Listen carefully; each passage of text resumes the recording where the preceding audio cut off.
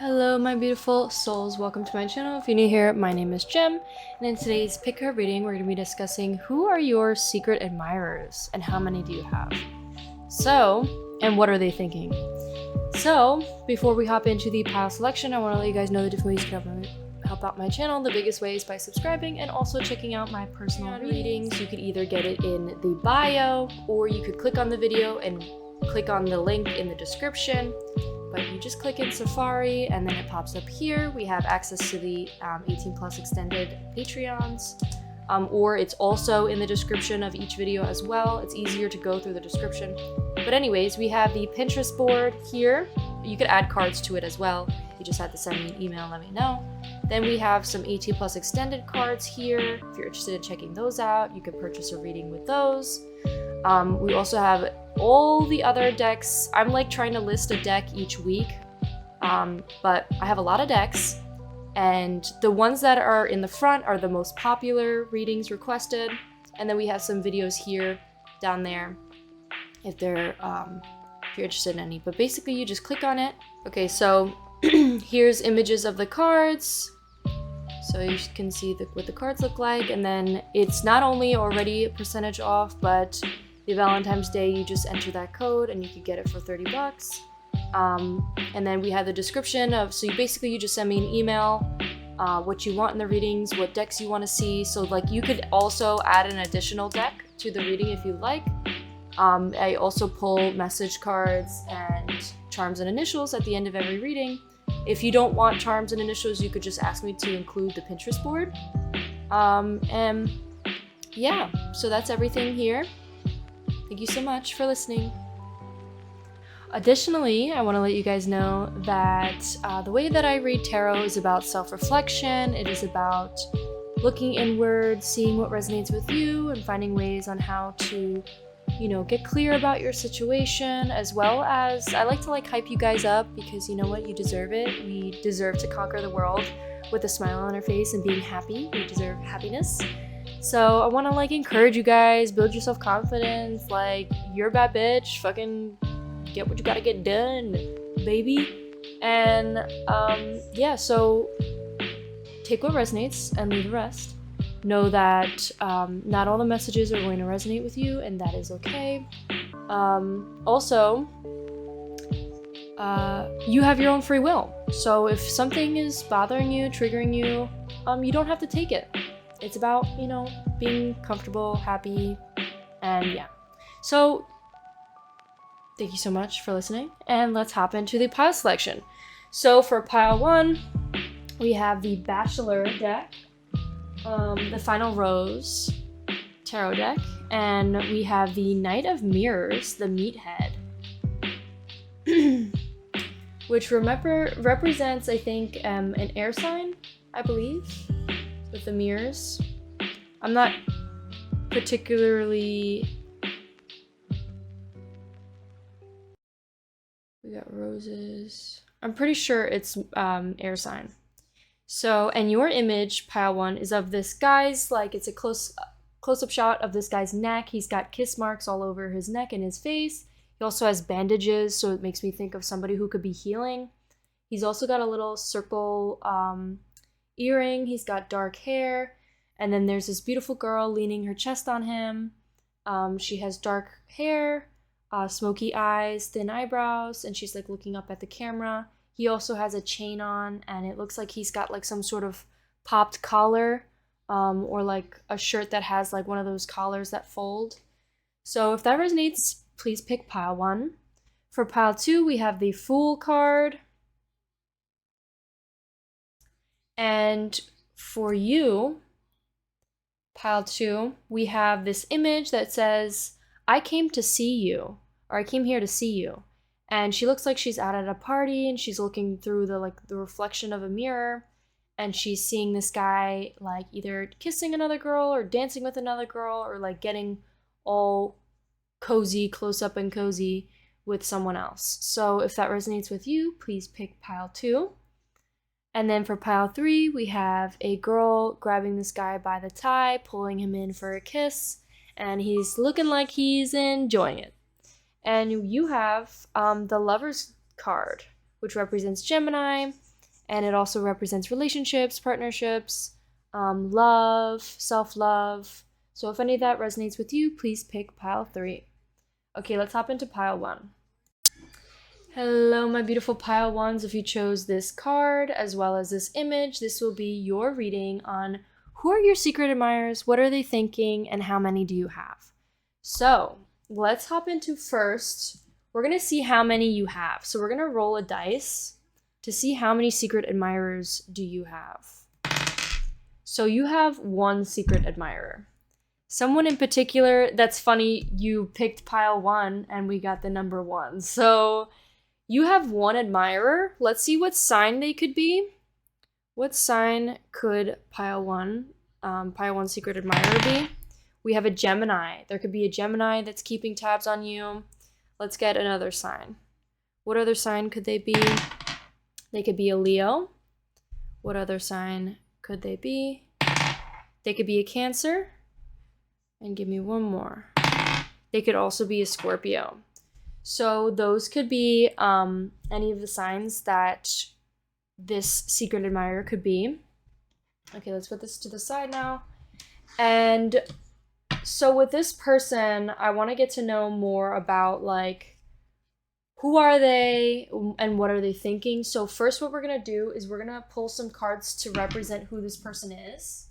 So we're going to do it pretty quick because I know this section could sometimes get a little bit boring. Also, I want to let you guys know, I do sell personal readings. I do have a Valentine's Day sale. You could get a reading for like $30, which is pretty cheap. And it's only going to go up from here. It's going to be like the lowest price. So make sure to check it out if you're interested. It's going to stay for Valentine's Day. And we're also going to have an 18+ extended reading for the Patreon about what are some sexy messages your secret admirer is thinking. So yeah, okay, anyways, in this first section, we're going to talk about who this person is. Then after, we're going to see more messages of like, what are they thinking? Like, what is it that they're, admiring? And then we're going to do messages, we're going to do Pinterest board, and then we're going to do charms. So we got a lot in today's reading. So let's hop into it. Give me 1 card to represent who this secret admirer is. Who is this secret admirer for pile 1? Who is this person?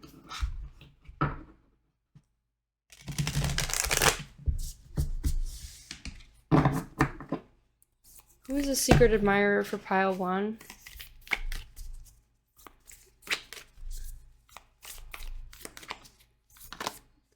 We got the fault line. Okay. And let's get one of these cards. And then we're going to jump into tarot. So who is pile 1's secret admirer? Who is pile 1's secret admirer? Who is pile 1's secret admirer? Okay, we got the champion, achievements and downfall. That came out, so I'll think about that. Keep that in mind.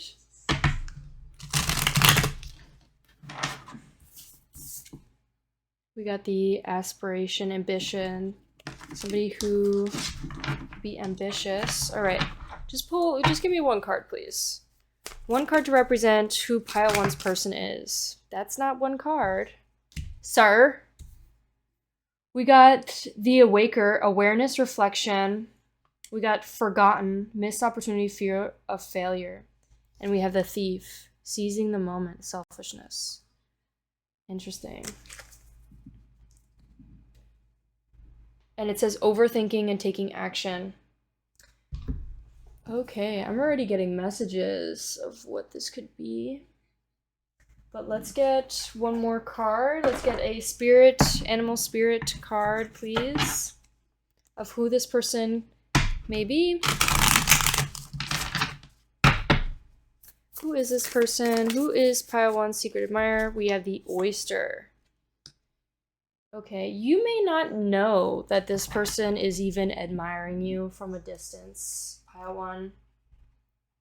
You may not be aware that they are admiring you. Okay, I'm gonna hop into these cards and get back to you in 1 second. Okay, pile 1. So, What I'm really getting from these cards is definitely I'm getting introverted vibes, or if that doesn't resonate, somebody that you definitely are not talking to, or somebody who is kind of like either out of your life, or it's like there is distance between the two of you. There's some sort of crack within the relationship. There's some sort of separation between the two of you. That's what I'm really getting. For some of you, it could be someone who is introverted, somebody who is clammed up. They're not really expressing how they feel. They could also, what I was getting with the oyster in the description, it says somebody who's very patient, someone who's really good at keeping secrets, and it says hiding inner treasures. It says somebody who has a lot of focus and determination, maybe even ambition, but like for some reason they don't use it. It says the focus and the determination of the oyster is unmatched. Anything the oyster personality puts their mind to, they can achieve with grace and charm. The only problem is the oyster often takes their inner gifts for granted. They become shy or doubtful, and this could lead to withdrawing or protecting their deepest desires and life's work. It appears that it's basically saying, how can you reopen yourself back up? Like, what are you so hesitant to share? So what I'm really getting is this person's very hesitant to share themselves with others. They're hesitant to share their goals, their secrets, their ambitions. And it could be because maybe they feel like for some of you, it could be that this person is like very hard on themselves, or there's somebody who, I didn't even realize I have queso on in the background. Sorry. If you guys been hearing stuff, sorry about that.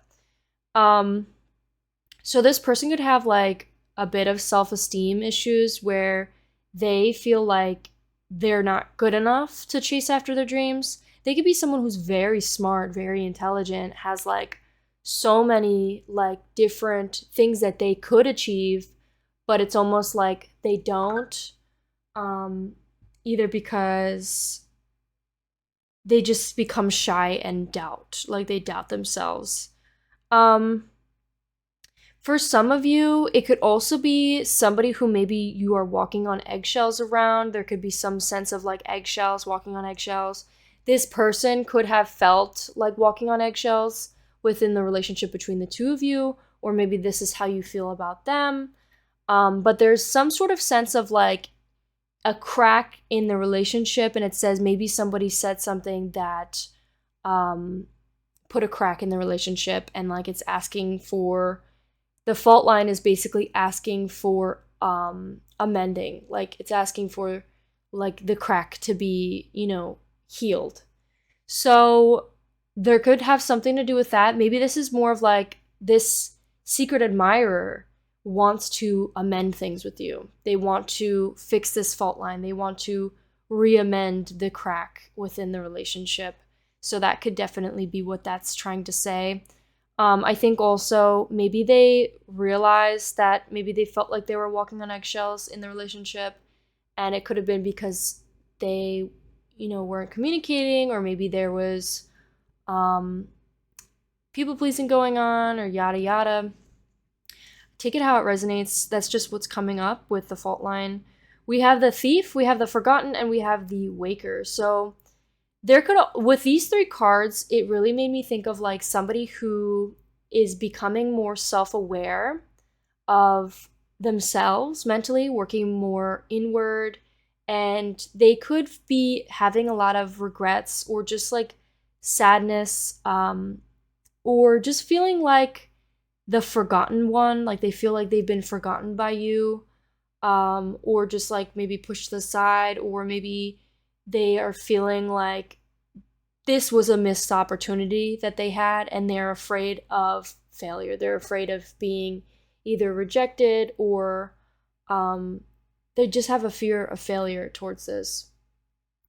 I think another thing with the thief card here, it says seizing the moment and selfishness, and it came in reverse. And that means, specifically, it says, for whatever reason, you found yourself in a situation where you're hoarding resources for the unseen future disaster. Material wealth favors even friendships. You're holding on to everything with an iron fist. What makes you feel so insecure about your life that you need to prepare for the worst? Assess those feelings. You should also let yourself enjoy some things of what you're holding on to rather than saving it for a rainy day.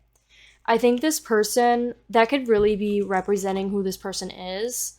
Somebody who maybe is constantly focusing on the negatives or focusing on the worst case scenario, or somebody who is really holding tightly onto their money or just like their things because they always feel like maybe they're not worth celebrating themselves, and they're kind of like waiting either to maybe celebrate with you or just to hold on to it for the disaster that strikes. It's almost like they're like waiting for the next disaster to hit. Maybe they struggle with a little bit of paranoia, and they're maybe a little bit more like focusing on the negatives. They could maybe struggle with being optimistic. And I think though they are trying to, I think I was also getting with like, this could be also a message that deep down they do want to seize the moment. They do want to be a little bit more selfish, or maybe in this case, it's like, this is making me think of like a message here. It's almost like this person's becoming more self-aware. They notice that they missed this opportunity and now they want to seize the moment. They want to come towards this and make it right. So that could be another message. But what I'm really getting with this card here is maybe they're trying to become more selfish in a more positive light. This could be something like, I also just thought like maybe a part of that, they may come towards you. That could definitely be a message. It's like they're gonna like talk to you about something. I keep getting messages.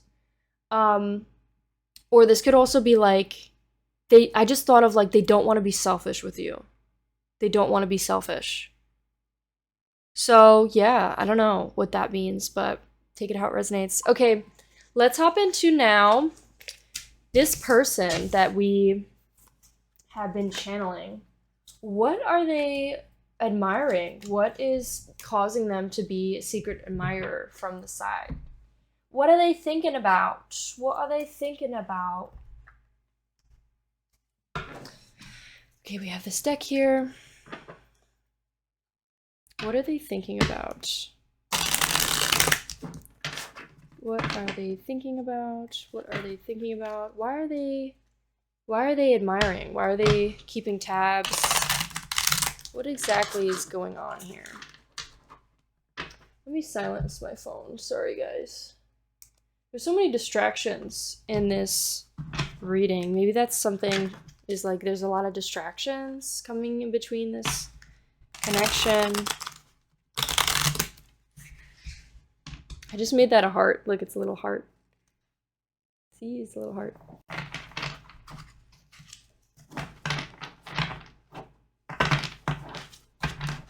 Okay. How does Pile 1's secret admirer feel about Pile 1? Okay, we have a lot of cards here.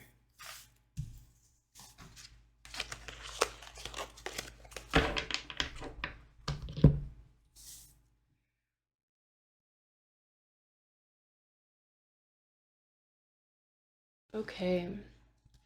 So we got the intellectual, we got the edit, we got the 5 of Rings, which is the insecure card. We got the meeting parents.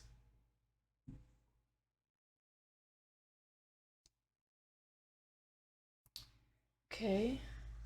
Do I want to pull any other cards? Yes, let's do these.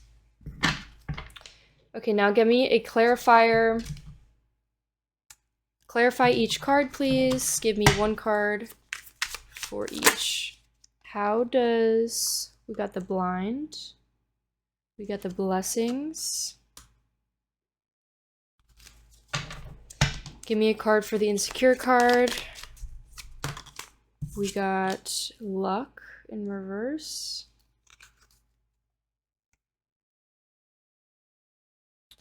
Please give me a card for the mansion card.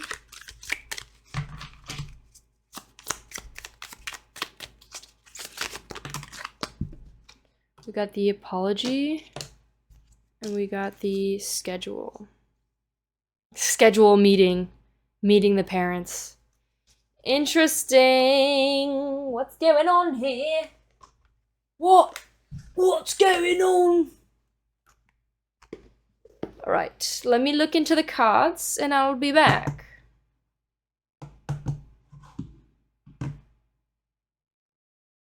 They're not letting me leave. Okay, so we got a lot of messages here.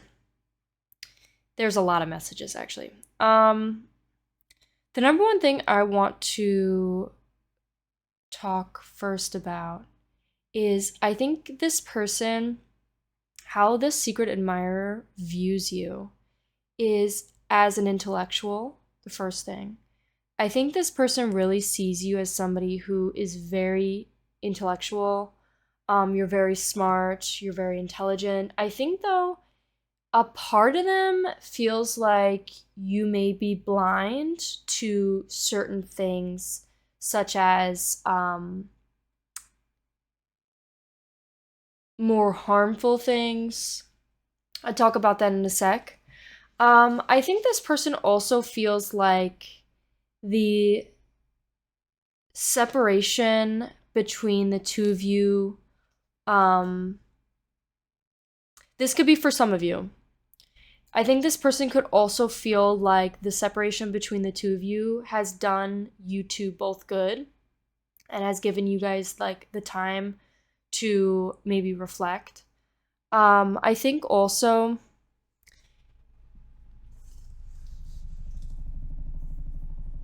if you hear that shaking and you see my computer shaking, it's because my washing machine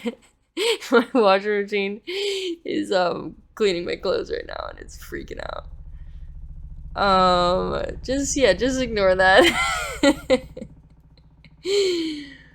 Yo, it's going crazy. Okay. I'm just gonna ignore that. Also, we see how there's a house back there and there's also a house here. There's something significant about houses and also luck, because it talked about luck in this one and luck in this card, and it's in reverse. So I think you could I think this person also feels like you're very lucky, but like in this current moment they've been noticing that maybe you've ran out of luck, or there's just like recently luck has not really been on your side as of right now, but it's not like it has been like that forever. It's almost like it just in this moment. I think this person also, let me remind myself what this card represents. The Five of Rings is the Five of Pentacles, I believe. So the Five of Pentacles. The Pentacles are like the cards that I low-key kind of forget sometimes. Okay. Ooh, okay.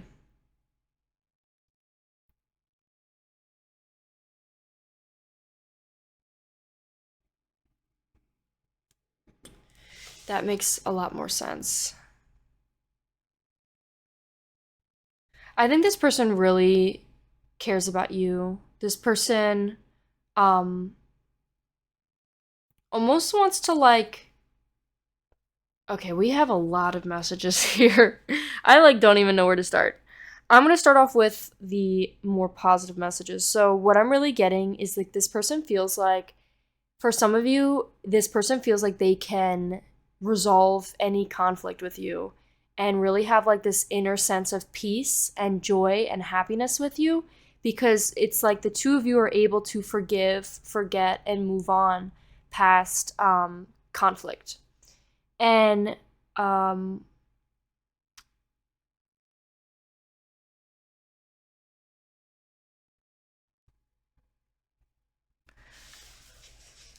was it the Nine of Pentacles?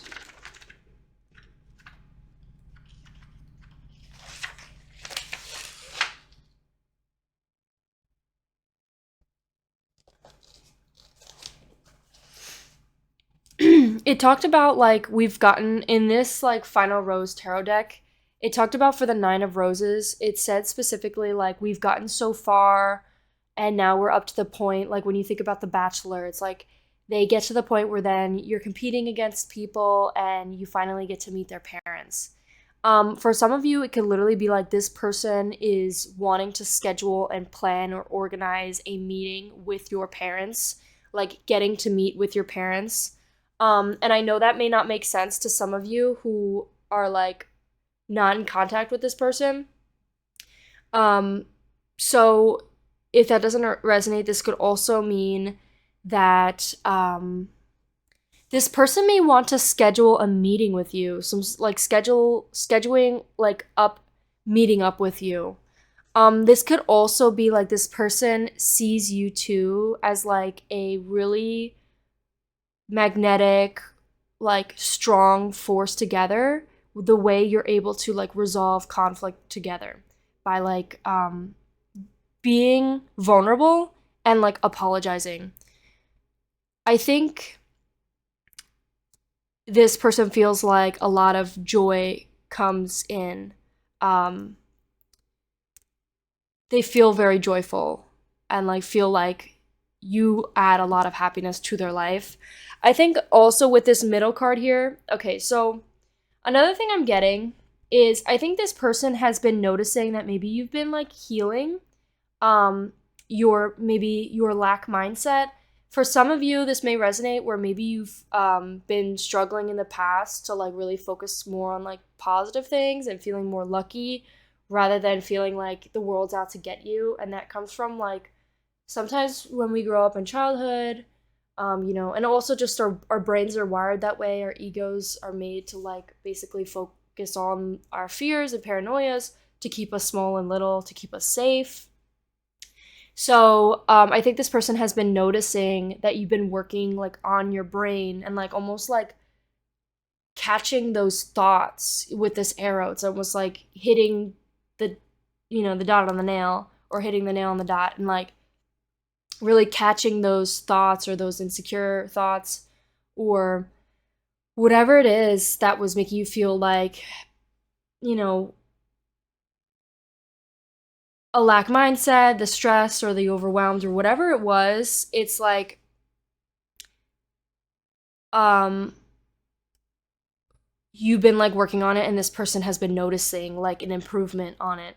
I think this person also maybe has noticed that you've been very lucky in the past and maybe you've been in a little point right now where maybe things haven't been feeling so lucky at this very moment. But like your path is going back to like stable ground. It's almost like how life is like a cycle. It goes ups and down. But like this is like maybe a period you have right now, but it's like it's destined to go back up. And you're like gonna be receiving a lot of luck soon. And this person sees you as somebody who's very lucky. Also, I was getting this sense of maybe even like receiving a house.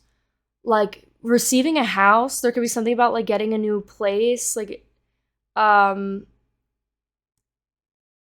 yeah, I think there could also be something about like feeling like luck is on your side and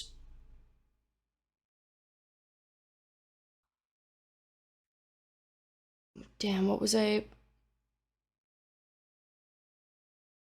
You could also be like somebody who maybe is very resourceful and like you may not have a lot of money at the moment, but it's almost like you somehow keep like receiving blessings, constantly receiving blessings. And this person has noticed. I think another thing is for some of you, this person may feel like maybe the time wasn't right. Like for the people who maybe you're not in a connection with, maybe they felt like the time just wasn't right and that it was almost like a blessing in disguise to like cut ties just for that point in time for like maybe some growth or change and like they still see like maybe a reconnection in the future for some of you. For the rest of you, it could be that this row is saying like this person notices that you're cutting ties with like illusions or whatever like deceptive things or like negative thoughts, you've been working through. It's like you've been getting very clear and really building your own mindset to focus more on like the truth and really starting to see clearly now. I can see clearly now, the rain is gone. And you maybe were blind in the past, and it's kind of like the fog goggles are starting to clear up now. You could literally wear glasses. That could be for some of you. We have 2 images for glasses, and like the fact that I clarified and literally this guy has glasses is really funny. This person could really love the way you wear glasses, or they could really like the glasses you wear, could think you look really cute in them. And what else do I have here? There was a couple more messages I wanted to say, and then we can move on to the next section. But I think this person also, what was I saying like that? Also notices the ties you've been releasing, or like the connections you've been like letting go in the past. Maybe this person also feels like maybe you don't have the best taste in men. That could be a side message. Or maybe has been noticing that maybe in the past that was the case, or you've been really working through your past situations. But I think this person, though, overall feels a lot of love and excitement and joy in their life when they think about you. It's almost like they may feel like they're lucky to have you and to be around you or to have you in their life. Or maybe they don't feel lucky now, but they were lucky to have you. They were lucky to spend time with you. They were lucky to even be in your presence. I think there could be a message saying that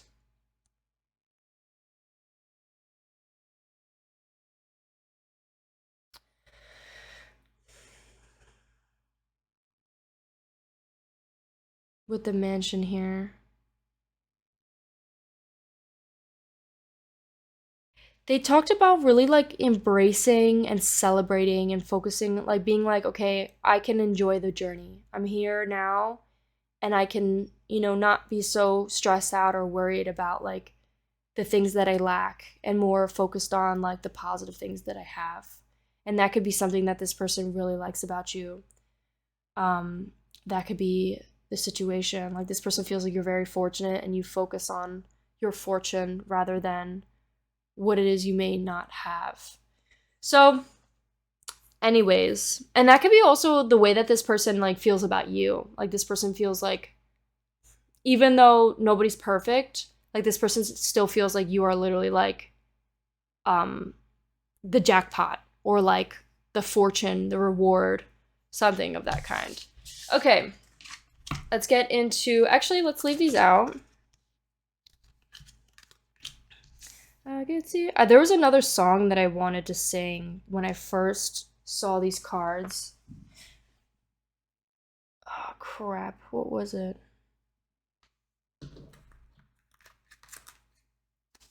I just thought of Bow Chicka Wow Wow. But I also thought of like, it was like a pop song. God dang it. I can't remember.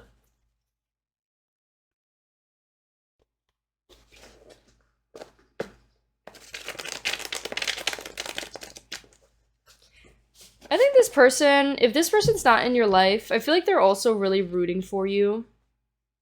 They could also be maybe a romantic.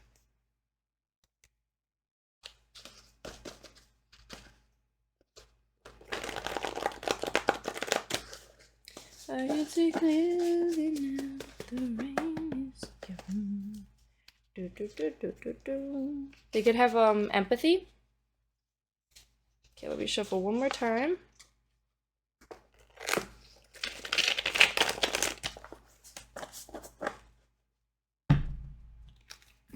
All right, give us some messages to better understand who Pile 1's secret admirer is. Who is Pile 1's secret admirer? Who is Pile 1's... We keep getting romantic. So someone who could be very romantic. It's almost like you're in The Bachelor. This person treats you like a bachelor. Like They provide you the roses. Maybe they want to get married, see you as like someone to get married to. Maybe they're cutting ties with like bad habits. That could be something. And like maybe this person has really noticed the work you've been putting in and like the effort you've been doing to heal. And maybe this person feels like your connection with them is healing. Maybe they also feel like you heal them. Like it's almost like your love has been healing their soul. I saw a card too when I was shuffling that said, I love your soul. Like, give me their soul. I just thought of Call of Duty. You know, when you're like playing the zombies. Dynamite.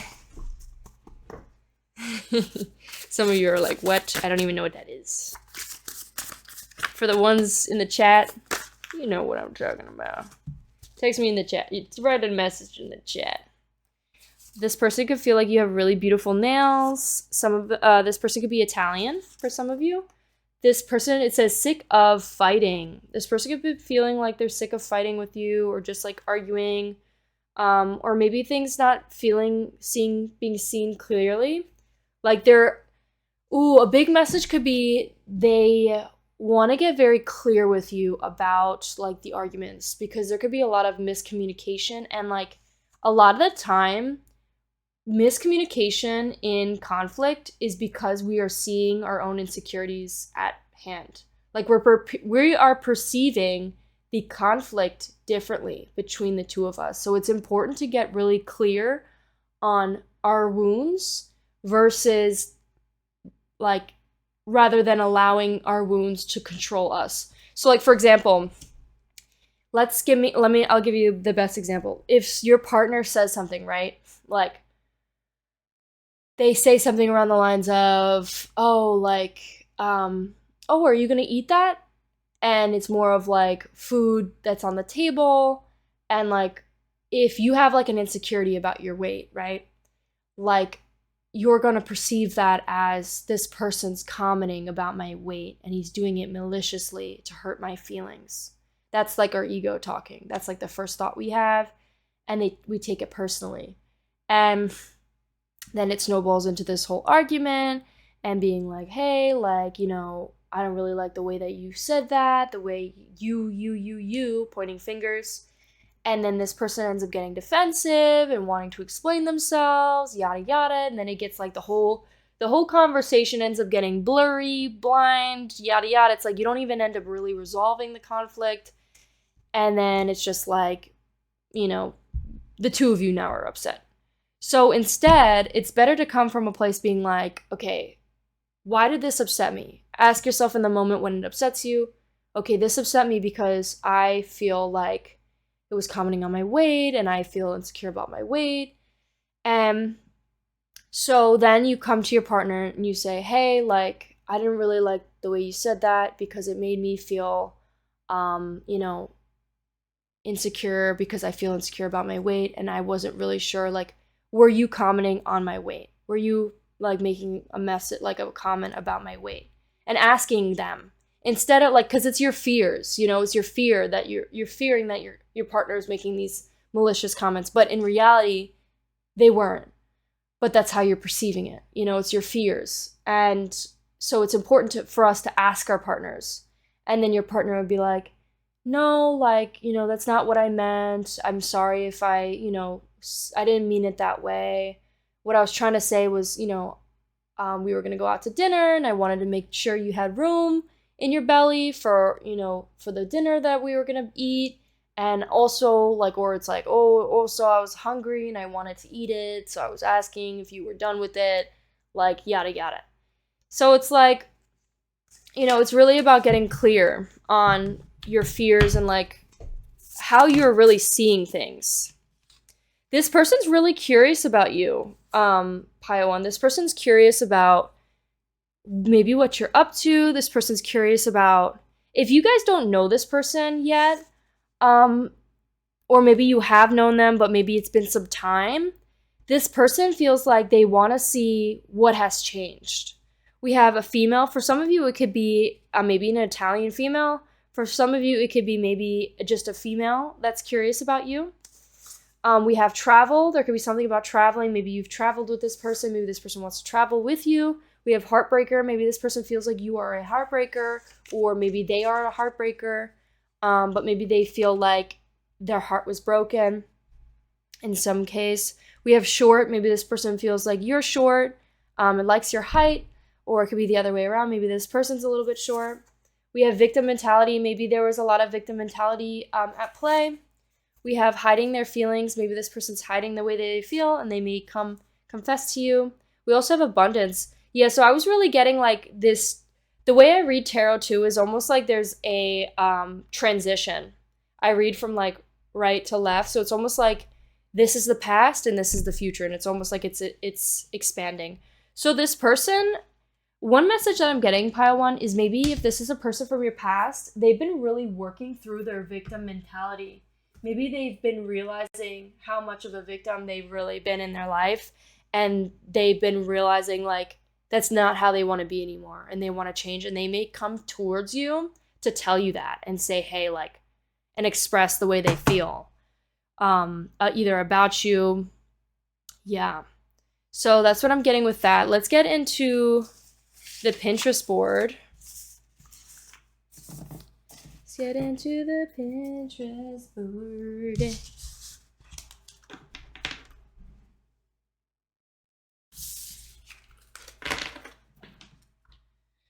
Okay.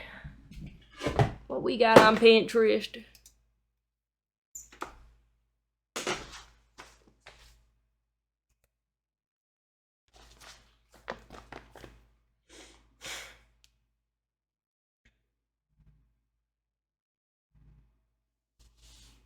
Waiting for it to load. Okay, we have already an image here, and it's of a guy hugging this girl, and he's like burying his face in her chest. There could be something significant about this connection with you, pile one. Your secret admirer is someone who really wants to hug you. Could be really, really, really wants to hug you, really wants to bury their face in your like neck and like kiss your neck, or maybe bury their face in your chest. Or they could really like when you put your head on their chest, especially with your image, pile one. So let's click on that. Let's see what else messages we could get. There could be maybe some sadness, a little bit of sadness within this connection, just feeling a little sad. And I think this person really wants to make it up to you, or just like, they could be really somebody who maybe prepares for the worst, and they're kind of like, feeling like, for some of you, maybe they ran away because they were, scared and paranoid. And maybe they were like really just focusing on the negative a lot more than focusing on the positive. And it's almost like that's what has sabotaged it. So I don't know, take what resonates, but that's what I'm kind of getting from that. Yeah, this person really wants to hug you. Really, really, really wants to hug you. This anime could be significant. This is the Dress Up Darling, where it's like a guy, really sweet guy, dressing up this girl, and he's like taking her measurements and makes a dress cosplay. You could be like somebody who really likes to shop. Maybe this person really likes to pamper you or like buy you gifts. This is one of the images that I'm using for one of my future readings. So you may want to pick that pile. This person could have earrings. Maybe there's like a specific earring that they wear.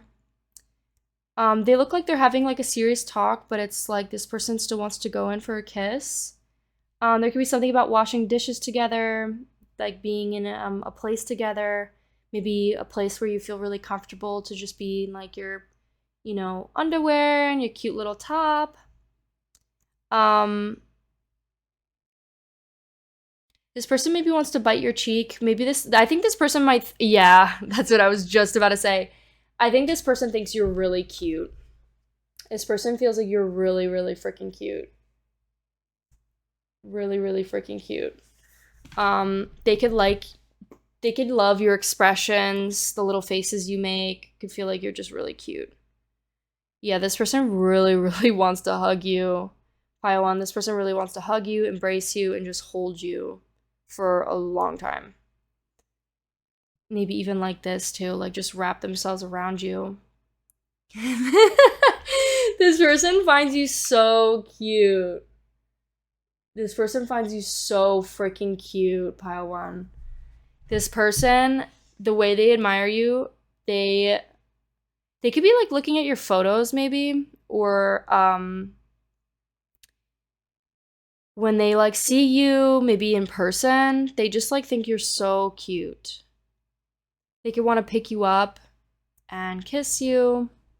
Maybe they want to like dress up with you. There could be something about like dressing up in like cute little costumes or like cute little outfits together.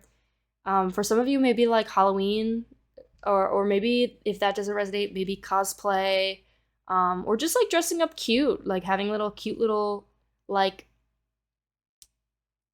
little accessories just throughout any regular day, just wearing little cat ears, just like walking around with that. I could really like doing, just like standing out in the crowd with you. And there could be something about maybe this person, you want to like share something with this person, or maybe this person wants to share something with you. Or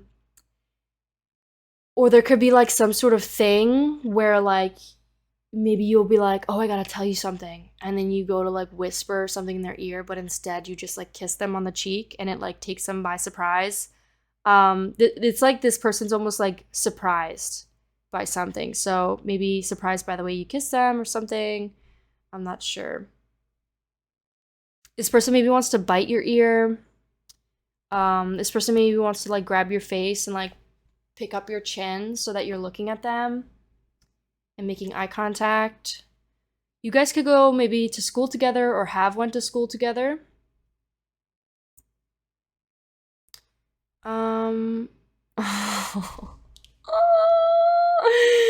you kidding? Oh, it's so freaking cute.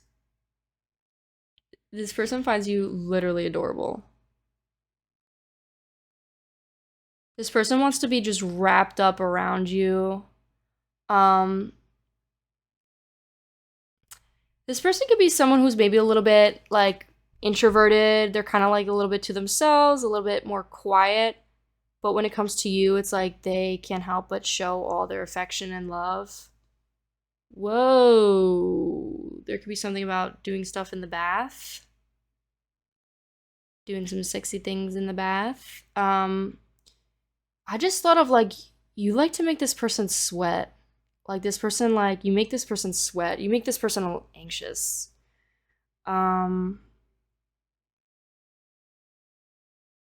This person wants to hold your hand and like walk with you or like lead you somewhere.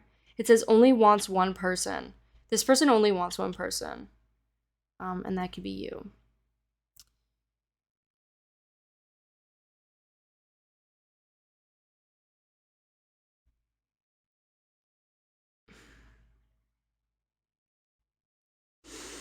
This person can like how flirty you are. You could be pretty flirty. Or out of nowhere, they could like have riz out of nowhere. Like they just end up being like really like flirtatious with you, and you're like, where did this come from? Like confidence out of the blue. Or they could just be a very confident person, but like it's not really shown. Like they're not somebody who's like outgoing or loud or anything. They're like more of like to themselves, like, but like when it comes to being like flirty, it's like they're flirty with you. Cats could be significant.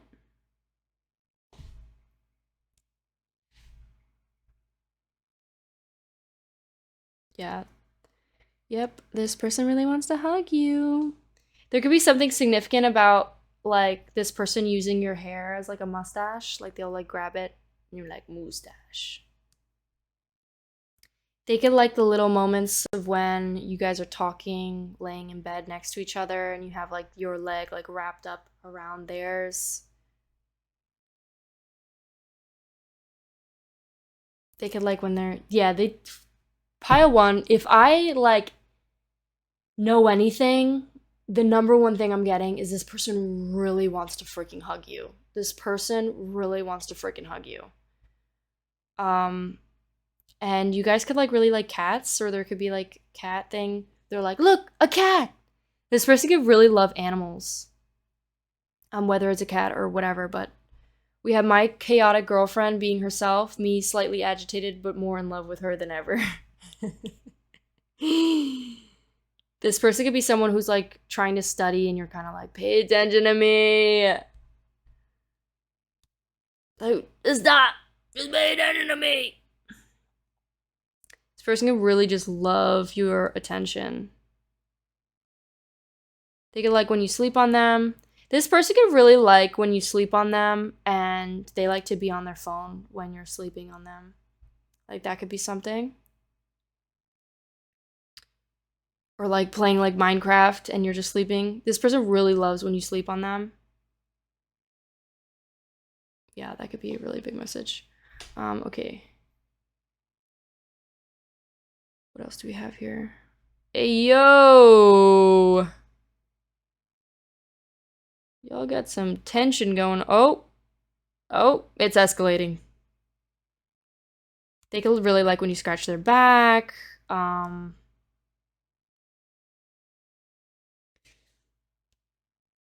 This person maybe, okay, so for some of you, this could feel like either you or them could feel like maybe the other person was maybe not putting as much of effort as they were.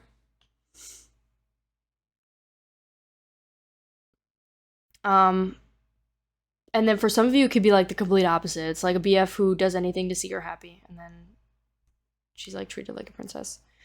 So yeah. Okay, what else do we have here? I think you turn this person on a lot. And the main reason why I say that is because we have this here, that one right there, and also this. I don't know if I could show that. I might have to blur that. God dang it. God dang it, Bobby.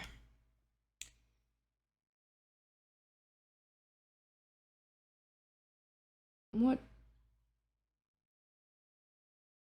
Oh my god. Okay, this person maybe likes to when...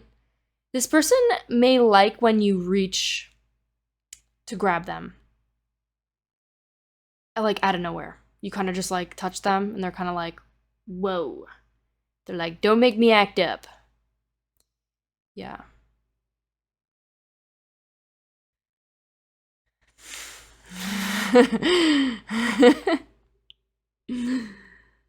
We're too young. Let's have a baby.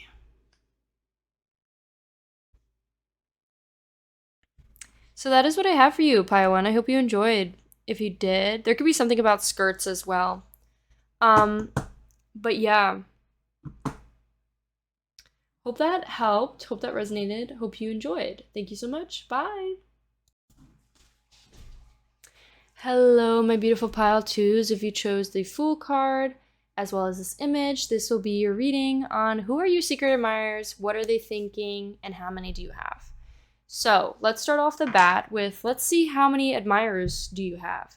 So how many admirers, secret admirers, do pile 2 have? It's so fucking weird how I will say your number, like, okay, pile 2, and then I end up getting, like, I did this, I got 1 for pile 1 too, and now we have 2 for 2. What's going on? What's going on here? Okay, anyways, you have 2 secret admirers. Let's see what signs they could be. So they could be an Aquarius, somebody who's an Aquarius, somebody who is a Pisces, somebody who is a Taurus, somebody who is a Libra, somebody who is a Gemini. Let's do one more. Somebody who's a Libra. Libra came out twice. Okay, so let's see what we have here. So since we have 2 admirers, let's do 2 groups. So like one group here and one person here. So give me 1 card to represent pile 2's first secret admirer. Pile 2's first secret admirer. Who is pile 2's first secret admirer? Please give me only 1 card. I only want 1 card. Please give me 1 card. You gave me 2, you mother trucker.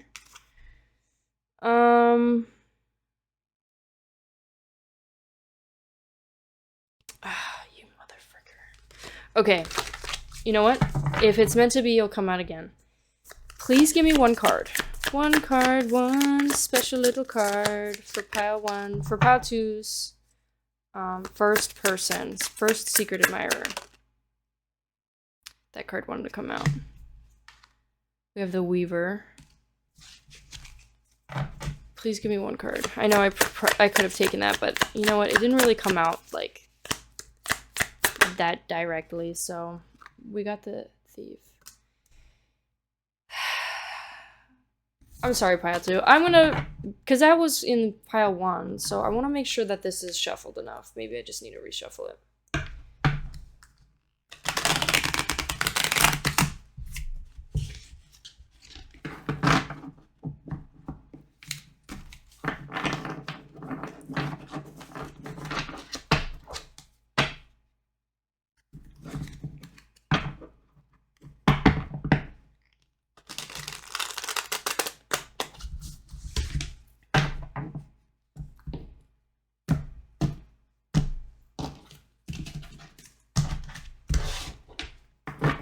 Okay, for pile 2's first secret admirer. Yes, perfect. Okay, this came out already, so I think this was meant to be. That's, yeah. Secret pile 1, secret admirer, first person is represented by the Akoilet? I don't know how to pronounce that. Okay, now give me one card for their second person. Second secret admirer for pile 2. Please give me one card to represent pile 2's second secret admirer. Give me a card to represent. Yes, perfect. The Hurdled.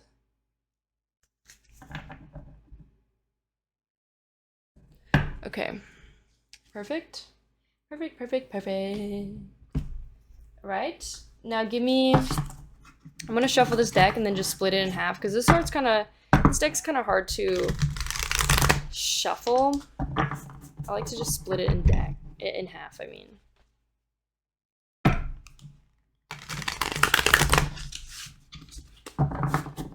Okay, give me a card for this person. We got the Mentor. And then give me a card for this person. We got the Threshold.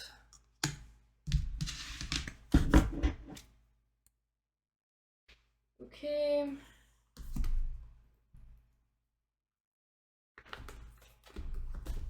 Now, with the Wild Unknown Spirit Animal deck.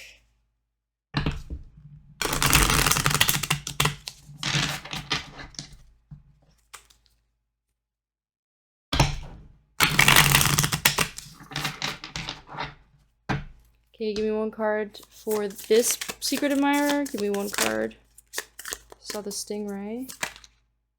Okay, I'm gonna take that. The Bee. Give me a card to represent the second secret admirer. We got the Beaver. Okay. Okay. All right. That is your first person. And this is your second person.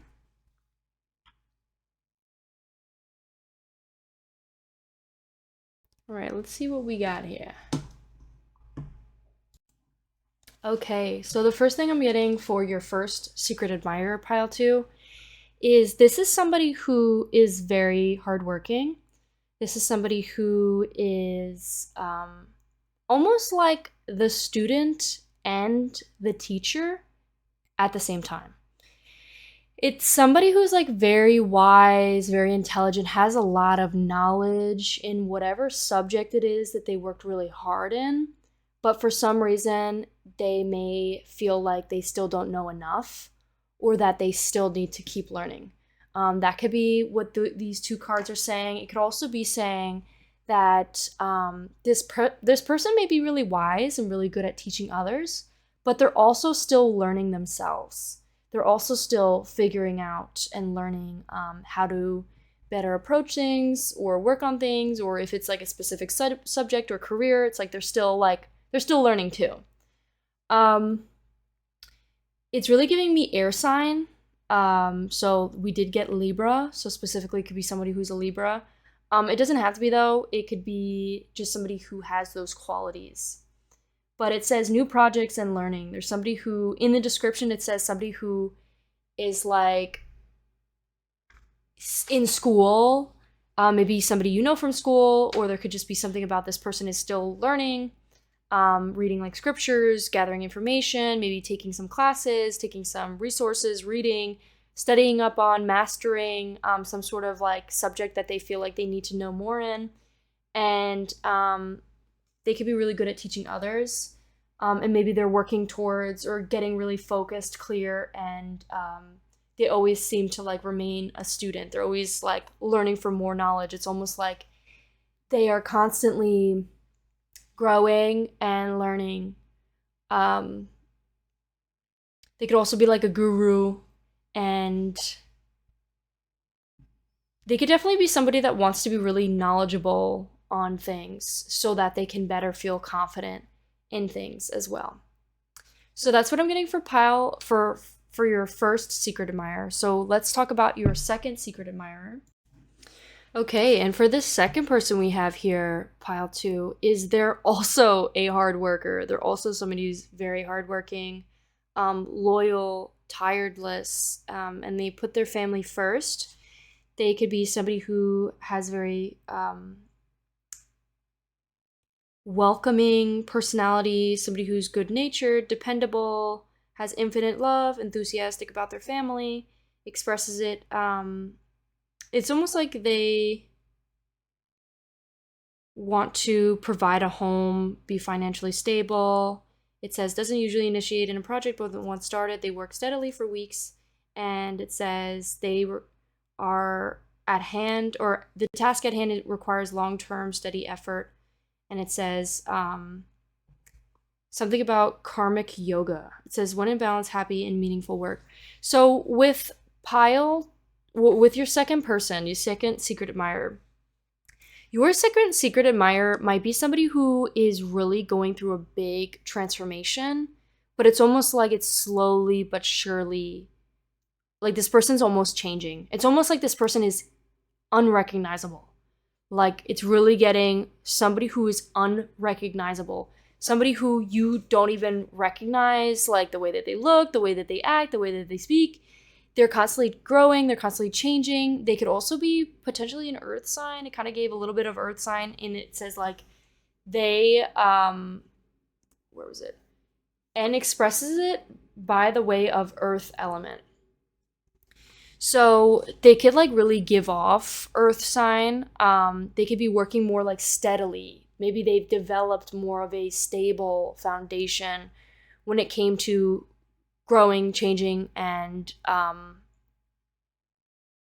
like building up and hard towards, like they're working really hard towards this like foundation.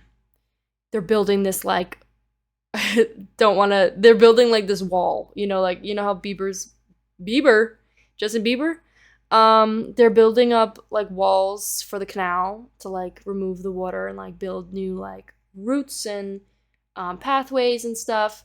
So it's really giving like, I just thought of like Bob the Builder, somebody who could be maybe building houses, woodworker. It's really giving that vibe. I also thought of maybe someone who's a little bit hairy. So that may resonate. If it doesn't, this could also be this person is somebody who's really transforming. It's almost like they're walking through a new door, new portal. The threshold is like basically saying like this person's constantly walking through doors, like walking through new transitions of their life. They're constantly changing. And but like in a slow, gradual, more like stable way. They're taking it like almost like step by step, day by day. And they're adding like one brick at a time to this house. And with the hurdle, it said something about like proving them wrong, wanting to prove them wrong. It said something about like basically feeling like they're really using like they're using their spite towards somebody in order to drive them towards greatness. So it's almost like people maybe told them that they can't do something, and they're like, oh yeah? Well, I'll show you. I'll show you that I could do that. So it's kind of like they're using that to keep them motivated towards this goal or their drive towards something. It's like they're using almost like the out of spite to continue to motivate them. And it's almost like they don't need that to push themselves, but they use it as a way to motivate them. They're like, I need to prove this person wrong. So I don't know who exactly is, telling this person that they can't do it. But I think they're seriously longing for something. And I think it's in the way of like they're longing for maybe validation, or it's a small regrets. Let me read more specifically about this card. It says, in a moment when your motivation may be flagging, think of those who doubt you and use that satisfaction of proving them wrong to get to where you need to go. Once you're there, don't forget to release those feelings again. Like to forgive them. So there could be something about like maybe people not like believing in this person or feeling like this person. I think that's like their own ego that they tell themselves, and that's what's keeping them like driven. Like it's not like true that they know that they can achieve this, but like it's almost like they like to play the underdog. They like to be like, okay, well, I could do anything. Like I'm the underdog. Like keep doubting me. Almost like they use that as fuel.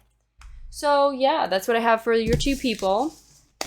Let's get on the road with what are they thinking about? What are they thinking about? What are they thinking about? So we're gonna pull 3 cards for this person, and then we're actually gonna pull 2 and then 2. I think that's a good idea.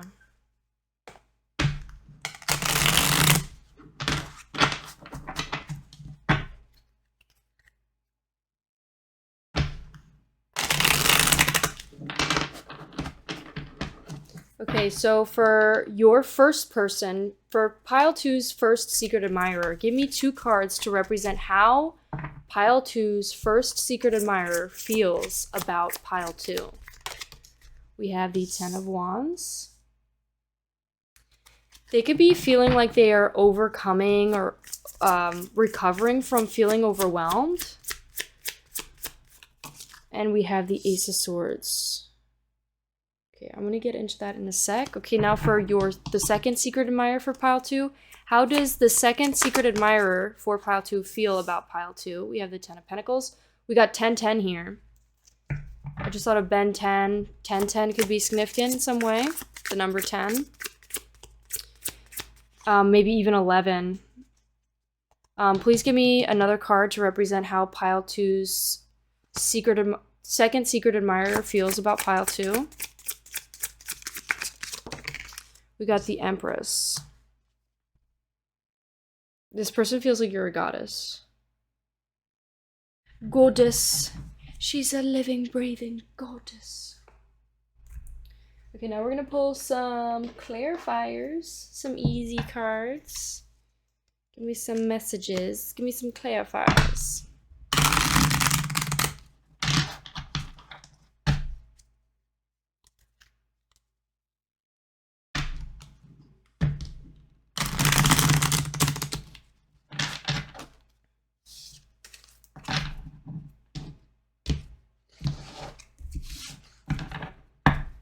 Okay, give me a clarifier for these 2 cards. Well, let's start off with 1 here. Give me a clarifier for the 10 of Wands. Fury. Give me a clarifier for the Ace of Swords. Give me a clarifier for the Ace of Swords. Give me a clarifier for the Ace of Swords. Give me a clarifier for the Ace of Swords. Give me a clarifier for the Ace of Swords. Give me a clarifier. Conflict. Okay, there's conflict going on with you and the first secret admirer. And they mad. They're mad, and then they get over themselves. They could be feeling like you're mad at them, or you're having some sort of disagreement. So we'll get more into that in a sec. Now let's see about the second person. So who's the second person that has a secret Secret little eye. Who's keeping their secret little eye on pile 2? Jesus Christ. Their second secret admirer. Please clarify the 10 of Pentacles. We have withdrawal. Okay, now please clarify. We have evidence. Evidence. I got the evidence. Oui, I got the evidence. French. Maybe this person is French. Okay, let's see what we got here. You know what? I am not going to pause. I'm just going to read you what it says out the book. So we got the 10 of Wands. The 10 of Wands in reverse says, doing it all, carrying the burden, delegation, and release. And then to clarify it, it says offense, madness, unpleasantness. And it says fury. Okay. So this person's feeling like overwhelmed. They have a big burden on their back, and they could be feeling mad about it. It's almost like they feel like they're carrying the weight of something, and they feel like they're not receiving any help, and they're kind of like blaming others for not helping them. It's really giving me like this person chooses to not ask for help, and they choose to put all this burden on their back because they feel like they're never doing enough. And then in a way, then they end up blaming others, being like, can't you, like, you'll ask them for something, be like, hey, do you think you could like maybe delegate some more time to me? And they're kind of like, can't you see I have all this stuff on my plate? It's like, bro, I didn't put all that stuff on your plate. You chose to do that, bruh. You chose to do that. That wasn't me. God. Jesus Christ. We got the Ace of Swords. And the Ace of Swords represents, in reverse, inner clarity, rethinking an idea, and clouded judgment. And then we have difference, disputation, quarrel. And this is conflict. Dun, dun, dun. Okay, so with your first person, that actually makes a lot of sense with the whole thing. It's like they almost feel like there's never enough knowledge. They're constantly trying to get more knowledge. This could be someone that maybe works really hard, is a really hard worker, and it's almost like they're really prioritizing this, and maybe that like caused conflict in some way, and it's almost like their judgment is clouded. With like they're really coming from a combative, argumentative, angry place rather than coming from like just having civil communication and talking things through. It's almost like they're like taking their frustration out on this as well, and maybe they feel like misunderstood, or I don't know. But if that doesn't resonate, if that's not the first secret admirer pile one, this could also mean the opposite, maybe like, which is what I pulled the cards for, is how they feel about you. So maybe all of that may resonate with you, or that's how they feel about you. So it may not even be the truth or how you actually are acting, but that's how they're seeing it. They could feel like maybe you've been taking a lot on your plate and you've been really working freaking hard, and it's almost like it's been making you maybe a little angry or a little bit more like overwhelmed, and you're kind of like, listen, I'm doing it all at once, and I need you to, it's like maybe causing some anger. And maybe they've been noticing you've been a little bit more angry, or you've been like, oh, delegation came out twice.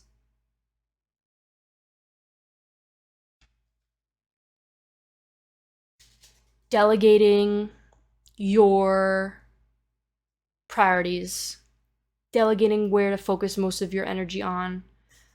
This person could be feeling like you've been maybe carrying a burden, or maybe feels like a burden to you, or they could be keeping tabs on you too, because it's almost like they can't get this conflict out of their mind. It's like it's constantly there. It's constantly like in their mind. They're like upset about it. They could be angry about it. It's almost like it's just something that is keeping them. It's still there. The Ace of Swords here talks about like either clouded judgment or rethinking an idea. This person could be maybe like trying to, if you guys are apart, this could be also a message saying this person's really thinking about the argument you have and they're trying to find a new way to like rethink it and resolve it, or maybe come to it with a new like idea or new perspective.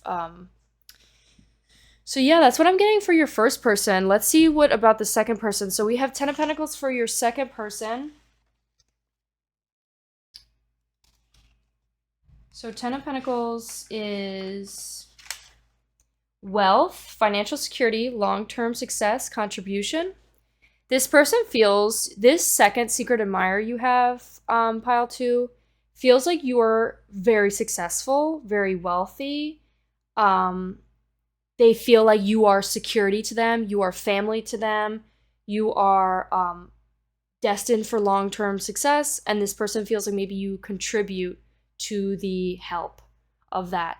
So there could be something about this person, the way this person sees you as like very abundant, because we have Empress and the 10 of Pentacles. Like that's, this person feels like you would provide a lot of financial security, but also you would just like be the perfect person to build a family with, or maybe this could be maybe a family person that's here for some of you. This person just feels like you are family to them. That could also be just like partner, spouse, like they see you as like wifey, husband material. We also have long-term success, contribution. This person feels like with you being there, you two are destined for like success. Like this person feels like you would contribute to the success and finances. Not because you have to, but because you like, it's almost like you just want to, or like, I feel like this person feels like they could provide for you, but like in a way it's like you don't need them to. And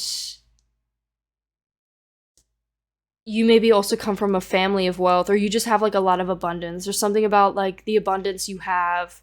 Even if you don't have much, it's like you just have that rich mindset, or like you just like seem like a rich person. People see, like this person specifically sees you as like a rich person. So yeah, and then we have the quit, awakening, and rejection withdrawal card to represent the 10 of Pentacles. So I think there could be maybe like an awakening and of like your abundance and your wealth more recently. Or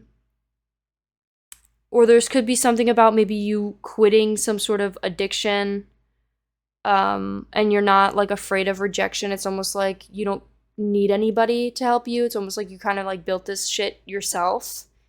And this person, or this person could also, if that doesn't resonate, this could also be maybe this person feels like at some sort of distance with you, like maybe has been withdrawn, like has withdrawn. Another thing too, we got the Empress here. It says detection, investigation, proof, and then it says evidence. There could be something about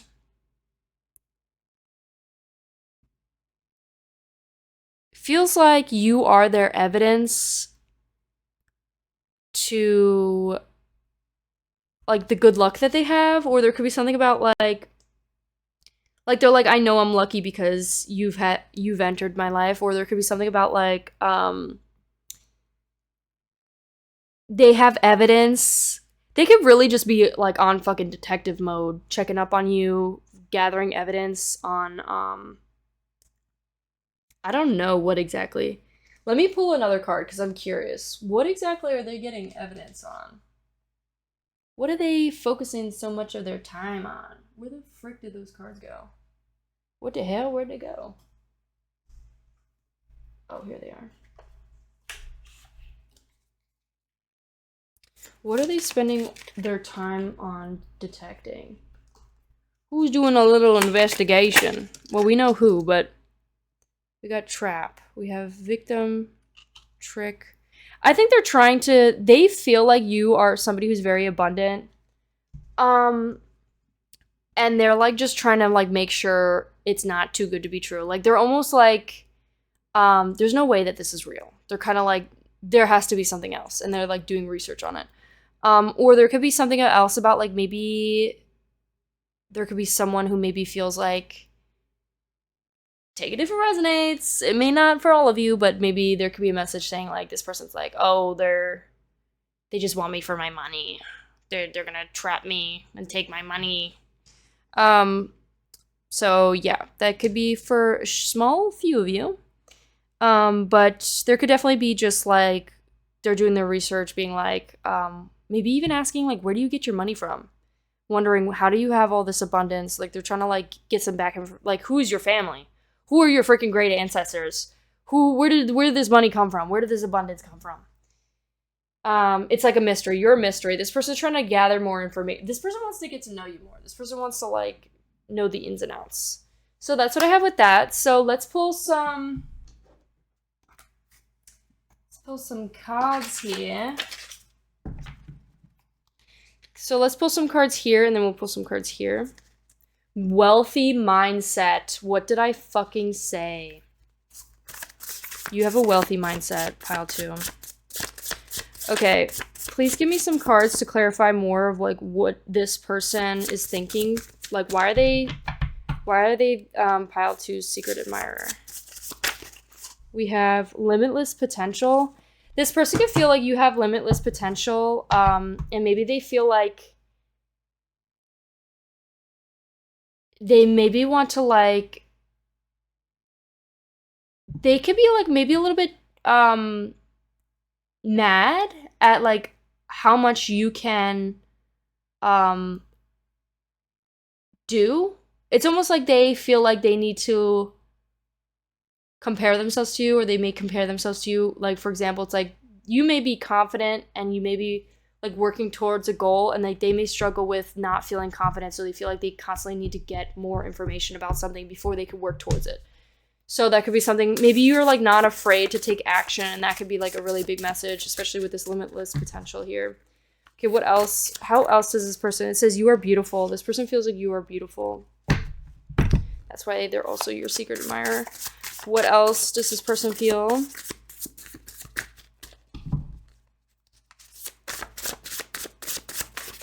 We have, I want to spoil you. I want you to be happy.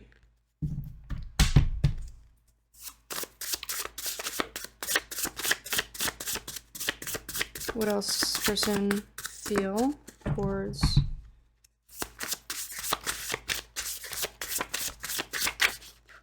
Okay, this one kind of wanted to come out. It says one step at a time. One step at a time. One woman, no crying. We have supportive. This person could be really supportive of you. I attract success, and I just want to party. I just want to party. So this could be someone that maybe you've partied with in the past. They maybe want to spoil you. They want to be supportive of you. They may feel like you attract success. They also deep down just want you to be happy. And they feel like you're really beautiful. So let's see now this next person. Who is pile 2's secret admirer? What second person? What are they thinking? How are they feeling? What are they thinking?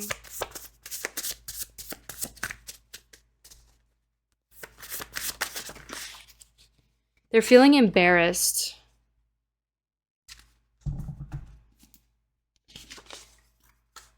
There could be something about YouTube that could be significant. You are her/him. They feel like you are literally the GOAT. Like you are like the one. They feel like you are literally the number one, the MVP, like the best anybody has ever had. Ooh, we have a lot of, this person has a lot to say to you. We have, you turn me on so bad. You are so intimidating. People make mistakes. No one likes you. No one compares. Oh, I meant no one like you. No one compares. They, like, literally I said, like, you are her, him. You, like, literally, this person feels like nobody is like you. We have 555. This could be changing. There could be some sort of change going on in this connection. We have you are able to do anything you put your mind to. And that could be something this person really admires. We have hiding their feelings. This could be a female. They could be struggling with victim mentality. They could be curious about you. They could be sick of fighting. They could be Italian. They could have beautiful nails. And they could be romantic. Okay. So let's hop into your Pinterest board now.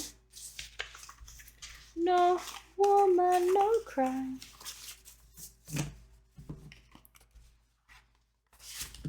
I also wanted to say there could be some, like, this person over here can also be like, why are you, like, mad? Like, why are we having conflict? Why are you upset with me? It's almost like they're kind of, like, don't understand, and they're not, and, like, for some of you, especially with, like, the image that I'm getting, they could be someone that just doesn't take accountability for their own actions, and it's kind of like they purposely, or they, like, do shit that pisses people off, and then they're like, why are you upset? So, yeah, take that how it resonates. But that's kind of what I'm getting. It's like somebody who maybe struggles to take accountability for their own fucking actions. It's like, bro, you did it to yourself. Okay. Let's see what we get for the Pinterest board. No woman, no cry. What the... Huh? What's it? What? Someone who I haven't spoken to in about like a fucking century just reached out to me. Like, and called me. I haven't talked to this person on the phone probably 10 years. So this person literally came out of the fucking left field. So there could be something about that. That could be significant to you in some way, pile 2. Okay, let's see what we get for you for the Pinterest board. Okay, look at this baddie. This could be how you look. People could like maybe when you wear like turtlenecks, or this could be maybe your secret admirer, somewhat like what they look like. There could be something about like a chain, necklace. People could like when your hair's a little bit messy. There could be something about like white furniture. There could be something about, I actually did my nails for Valentine's Day too, so there could be something about like Valentine's Day nails. You could have like brown, like a light brown hair and maybe some bangs. There could be like red earrings or red necklace that could be significant. It says lovesick. You could be feeling lovesick. I still want to do these motherfucking nails. They look so cute. There could be something about cleansing, cleaning your face, cleaning like, wow. You could be stunning, pile 2. You could literally be so stunning. We have 444. It says this number could be a sign of spiritual awakening for this person, or it may mean the start of a new journey in a life with an opportunity to grow spiritually. Wow, okay, cute. You could be FaceTiming or group chatting with a whole friend group, maybe a new friend group, maybe a group of girls. Maybe it's just like you're Zooming. Maybe there's like, there could be something significant about like going to class online. Maybe you have a cat. This Sailor Moon could be significant. And maybe there's just like, maybe like a group chat, FaceTime call could be significant. We have, hey yo. We have knows only they can get away with this, adores the edge, probably scarier than the partner, and then it says strong, silent type, intimidates everyone else, gently with only their partner. That could be one of your secret admirers. Okay, we also have, there's a bunch of like Sailor Moon stuff popping up. We also have this, like, yeah, you could be seriously like so stunning. Pile 2. People could really love the makeup you wear. You could have really beautiful collarbones. This is just like the Empress aura that you give. And this could be like one of the reasons to why like these two secret admirers are like just stunned. You know, it's like you're really beautiful. People could really love your collarbones and these shirts that you wear that are a little bit like peeking up, you know, the chest. People could love when you wear like chokers. You could have a really beautiful slim neck, beautiful necklace. I think you're really gorgeous, pile two. You're really, I'm also getting like, you're really sexy. We have like, she has like eyeliner, these long little, I think you're also very feminine, like the little feminine things you wear, so eye-catching and beautiful. You could have really pretty eyes, really nice, soft, smooth hair. What else do we have? I do not feel bonita. I feel stressita. Maybe you've been feeling stressed lately, and I think this could be if that stuff doesn't resonate and you're feeling a little bit like maybe recently you haven't been taking care of yourself. Maybe this is a message to get back into the groove of things, and taking a little bit more time for yourself. And yeah, like finding ways to prioritize different things a little bit better. So yeah, but I think that's like the main thing is like these two secret admirers find you literally stunning. It says it'd be like that sometimes. You know what, let's start off, let's just click here. Let's click here and see what we get. So you could also look like this. There could be something about cross earrings, little dangly cross earrings. People could really love when you wear like chokers or like something around your neck. This person, ooh, could be a specific message. This person could like to like choke you. There could be something about like choking. Oh look, that's a little image that I'm gonna use in my next reading. We have, you could be a gamer girl or likes to play games. This person could be like, feels like maybe you play games. That could be a little message. You could, pile two, you're literally like so stunning. I don't know what else to say. It's just like, you're so stunning. You could like maybe, I just thought of like a Frappuccino or just like Starbucks drinks. You could be like somebody who's very like artistic or photogenic and likes to take photos of like you and your drink, and you like dressed up to go to like Starbucks and like work on your laptop in the little coffee shop. You could also take really cute like Insta photos. Maybe put like little like lipstick marks all over you to take cute photos. Somebody could really feel like you're blind. Like we keep getting like blind. You're blind to something. Maybe there's some sort of information that maybe you're not aware of. And it's almost like the universe has protected you from this. It's almost like the type of people that were not here for you purposely have left your life because they were not here for you. It's like the universe like protected you from these people. That could be a message. There could be something about like cozying up and doing a tarot card reading yourself with your cat. Oh, this is such a cute little, look at it. She's in her little like lingerie with her cute little black lace dress. Bro, that's so cute. I want one. And she's got her little plants, and it's raining outside, and she's reading her own tarot cards with a little kitty cat. Cute. There could be something about going out, like on a night out and dressing up in like a fur coat. Again, with all these like chokers. There's so much like chokers on. There could be something about like this person really likes to choke you or wants to choke you. And like going on a little night out to like, I just like thought of like a drive-in movie theater, or like this person could feel like you're like a star. It's really giving me like star, like paparazzi, like the little like shimmering lights in the back. There could be something significant about Hello Kitty. There could just be something about like maybe you being in the back of an Uber with this person, like going somewhere and like dressing up really fancy. Like this person wants to take you out on a date, or like take you out, bring you out. Well, look, we have the actual photo for you. She's like, and she's drinking a shot. And somebody's on their phone. Okay, there could be something about, there could be a woman that's maybe a little bit jealous of, Actually, I'm not gonna put that shit out there because we don't need that. We don't need that paranoia. Who gives a fuck? But for some of you, it could be a woman that's like keeping tabs on maybe your relationship, or somebody who maybe is like interested in the guy you're talking to, or if that's not the case, this person is interested in you and they're like upset that you're like already moved on. Um, some of you could be like streamers going live.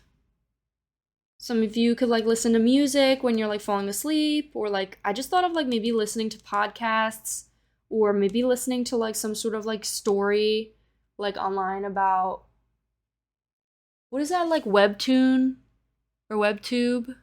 It's like this like people write little stories and it has like a bunch of anime drawings of like these really handsome men. There could be something about like maybe you listening to that, or maybe listening to BTS. Okay, let's go back.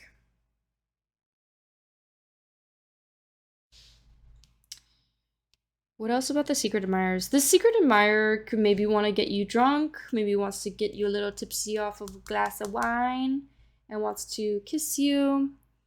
There could be something about like lifting up your dress as you're like cooking food, or like cutting up strawberries. For some of you, it could be with that like whole third party situation. There could be something about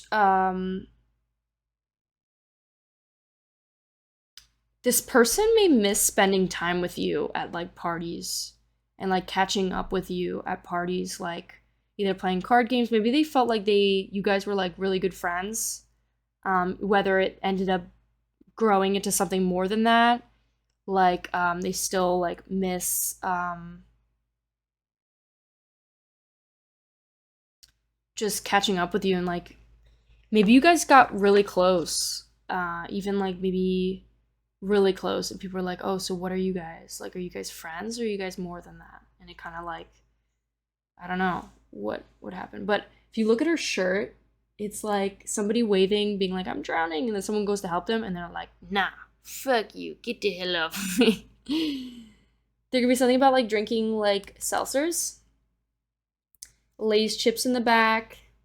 We got Queen of Diamonds, or Six of Diamonds. We have pizza. So the switch. She has a little cut on her knee. We also have this one, and this was one of my previous readings. So this could maybe resonate. But this person maybe wants to kiss you all over. This is going to be one of my future readings too that I'm going to do. So this person could really like the way you put up your hair.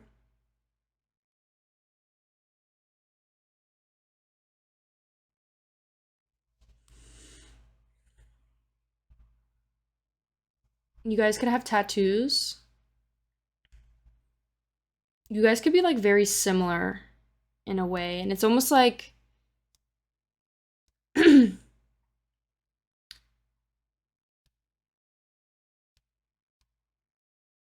some of you could also, wow, look how freaking stunning. Bro, pile 2, you're so freaking stunning.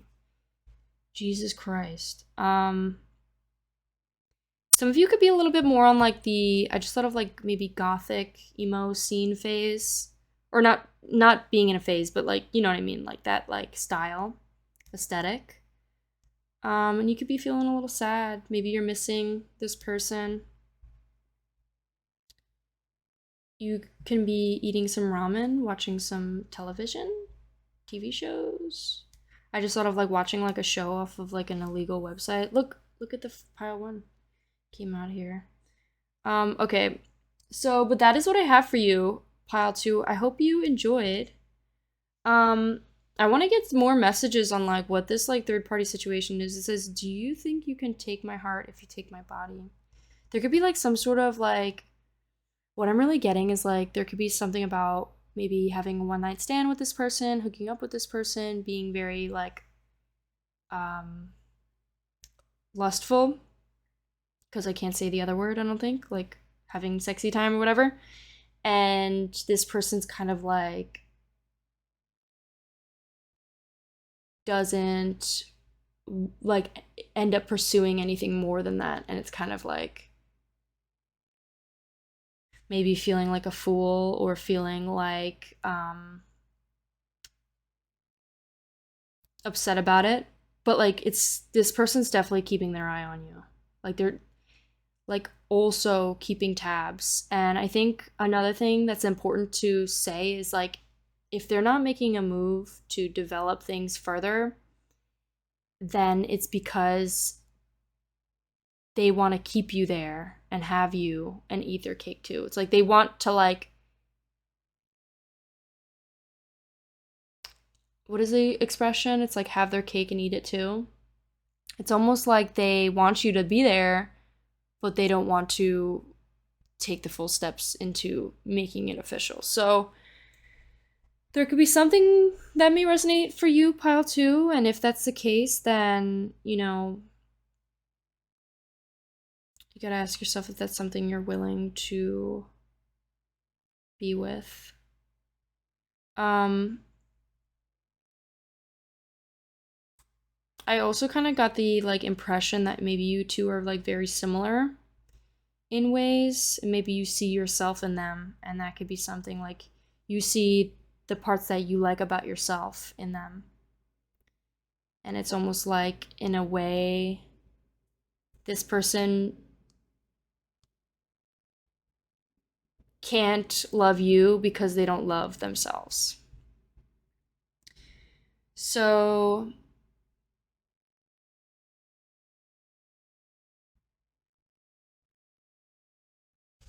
that could be for some of you.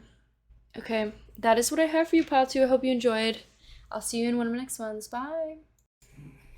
Hello, my beautiful pile 3s. If you chose the Lovers card as well as this image, this will be your reading on who are your secret admirers, how many do you have, and what are they admiring?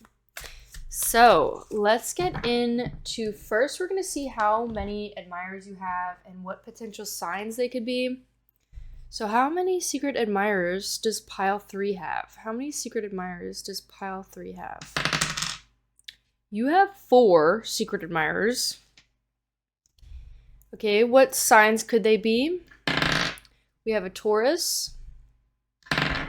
We have a Libra. We have an Aquarius. We have a Scorpio. We have an Aries. Gemini. You have like basically all the signs. And Sag. Okay, let's do one more since you have 4. And a Capricorn. Okay, so let's see. Oh, Jesus Christ. Let's see who those people are. So what we're going to do is we're going to pull one of these cards for each person. And then we're going to pull a Spirit Unknown, Wild Unknown card as well. Boy, why are these cards having difficulties? Look at love.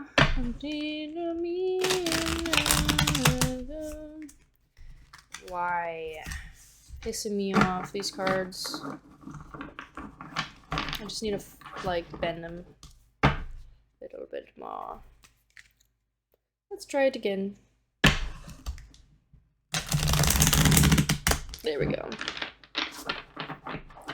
Okay, so pile 3's first secret admirer. Please give me a card to represent pile 3's first secret admirer. Person 1.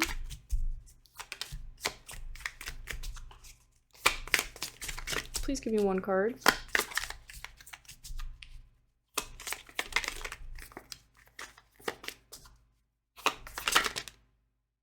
We got...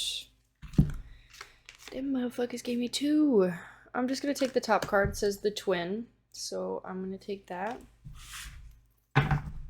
Okay, now give me a card to represent pile 3's second secret admirer. Person 2. Whoa, whoa, whoa, whoa. Whoa, whoa, wubsy. We got this card, which is the Coslet. I said Coslet. A coilet.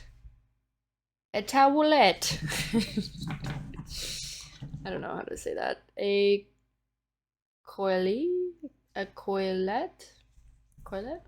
Coilet? I don't know. Okay. Now for Pile 3's third secret admirer. Please give me a card to represent Pile 3's third secret admirer.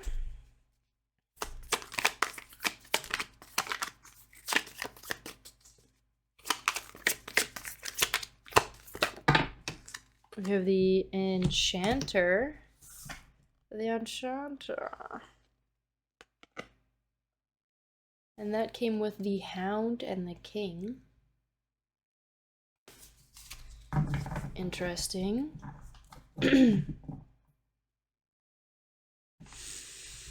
And I didn't even say it, what I wanted to say yet. You mother. You mother sugar. Okay, give me a card that represents Pile 3's fourth secret admirer, person 4.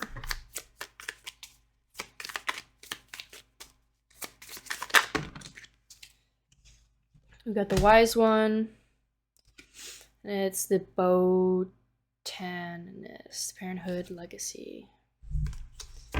Okay.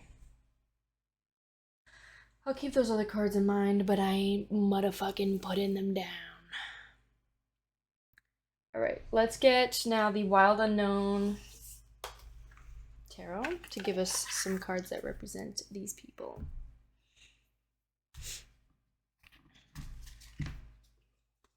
Look out low, trees will be.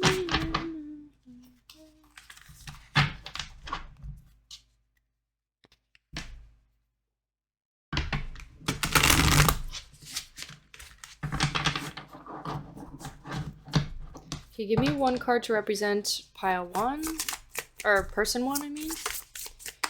Give me a card to represent Person 1. Who is Person 1?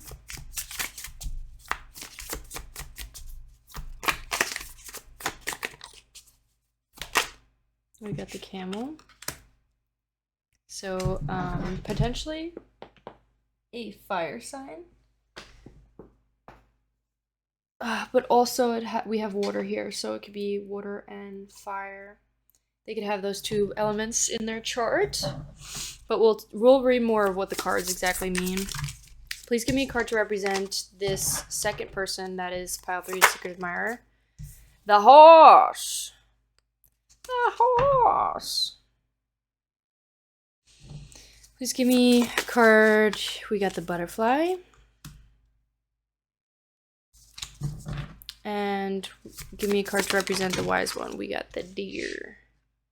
Oh dear, a female deer. Wow, you got a lot of secret admirers, Pile 3. Okay, let's see who these people are. Okay. So Pile 3, for your first person, which is represented by the twins and the camel, what I'm getting is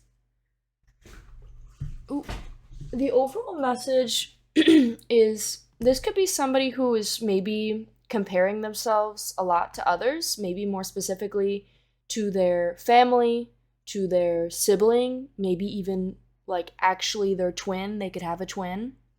But if that may be for a really small amount of you. But there's like, it's almost like they compare themselves to somebody in particular, maybe their friend, their partner, their, whoever it is. And it's like they are striving to be, they have a lot of good traits, and it's almost like this other half to them, this other person excels in what it is that they don't excel. And in a way, it's like they're only focusing on what it is they lack versus what it is that they excel at. And it's like the two of them, it's almost like the two of them compared to each other.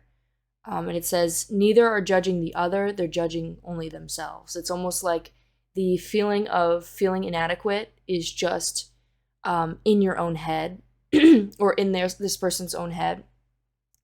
And it says, the pressure is only internal. It also says that, it says, a blazing argument, shattering the peace. The two twins are born at the same time, but they couldn't be more than different. It says the first is a dreamer, charmer, and surrounded by friends, and the other is somebody who's dogged by life's injustice and feeling of inadequate. It says each twin feels the pressure to measure up to their sibling, but the pressure is only internal. So it also makes me think of like, that could be just what's going on inside of them. Like that dynamic, because if you think about the light and the dark, this is like a big, like the yin and the yang is all representative of like the ego and your inner child, and those two combat each other inside of us. So your first person, Pile 3, could be someone who has a lot of like either internal turmoil, like they're constantly like fighting with themselves, on like figuring out what's best for them and figuring out what to do. It's like, it's almost like their ego might get in the way. Or it could actually be like that they have a twin and they have somebody in their life that they compare themselves a lot to, and it constantly makes them feel inadequate. But they could be working on that. They could be working through that. There could be an element of like, it says at the end, it says,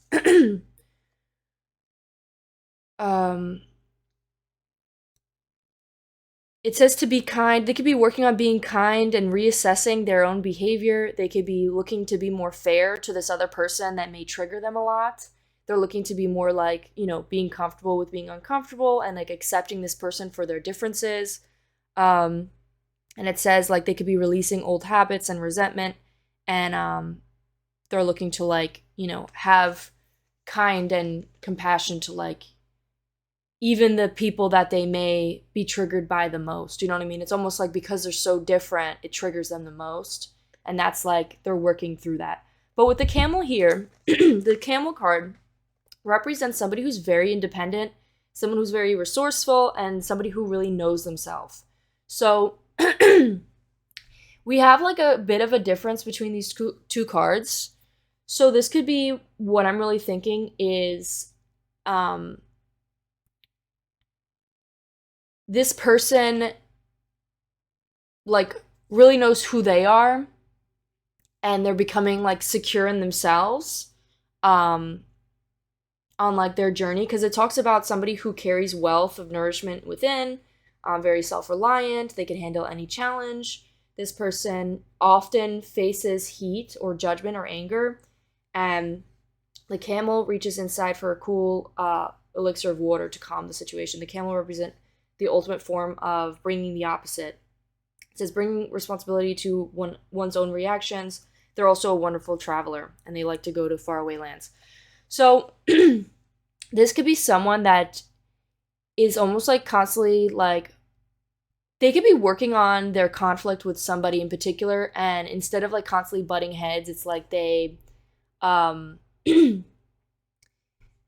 been learning how to trust themselves and not feel like they have to prove themselves to either you or another person or their twin or whoever this like other external thing is. Yeah. So, okay. So for your second person, we have the student here. So the Acolyte, I like don't know how to say that.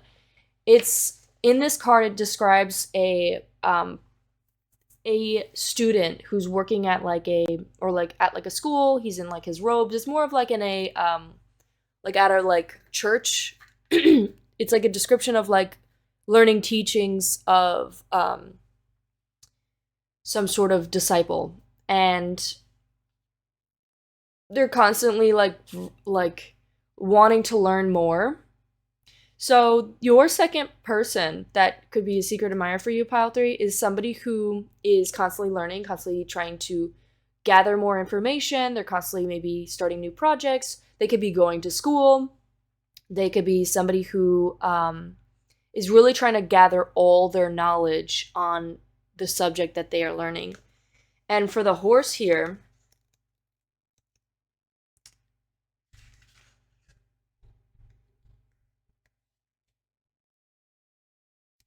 the horse represents, it says momentum, freedom, expansive energy, and force.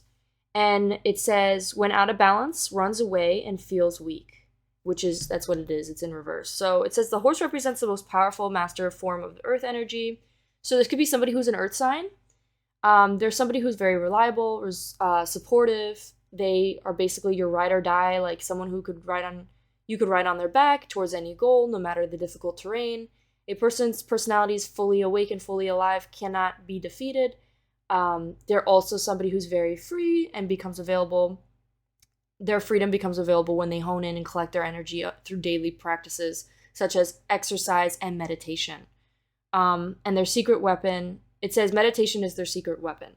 So this could be somebody who usually like meditates, usually like works out, and maybe they haven't been so much recently, and it maybe is causing them to feeling weak. Like, because it's one of the things that I say is it's important to improve mentally and physically, because those are your fueling your body, and your mind should be your number one priority every day, starting the day off right. So in order for us to have momentum to move towards other things, so there could be something specific about that towards this person. Maybe this is somebody who doesn't do that, or this is somebody who is somebody who's very reliable, but it's almost like they don't have the momentum or the energy to move towards something because something's getting in the way, such as maybe schoolwork, or they're really honing in on their career or learning more. So there could be something about that. Okay, so the second person, or this third person, we got the Enchanter. The Enchanter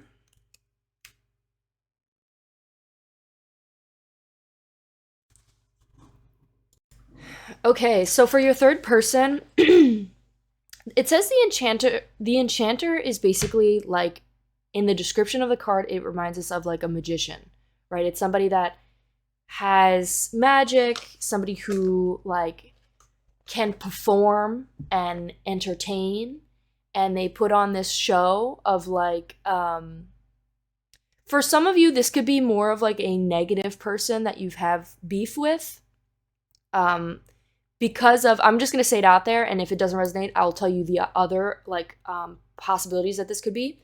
But this could be somebody who maybe has lied to you in the past, maybe has deceived you, tricked you, and they could be feeling like guilty about that, and like potentially feeling very fragile and frustrated about it.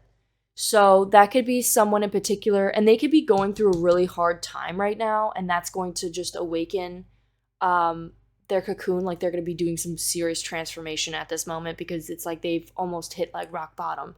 So that could be someone in particular for you, pile three.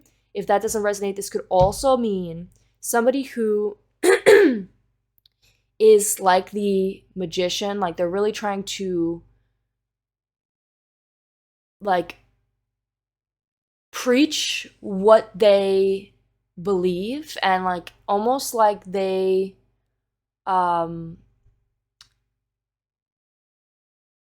what's the word for it? It's like they are basically faking it till they make it. So they are trying to manifest like this life of being this magician, and they're putting on this performance for these outside people to believe them, that they're like this, amazing person, and that they have all these amazing abilities and stuff. And it's almost like there's something that the way they're doing it hasn't gone the right way. It's almost like they are being a little bit more deceptive rather than being more of like truthful about it. Like, the best way I could explain to you is like, let's say, you know that whole expression that's like fake it till you make it, right? So like this person's trying to build up a repertoire to like be confident in themselves, even if they don't feel confident in that segment just yet. And instead of like, I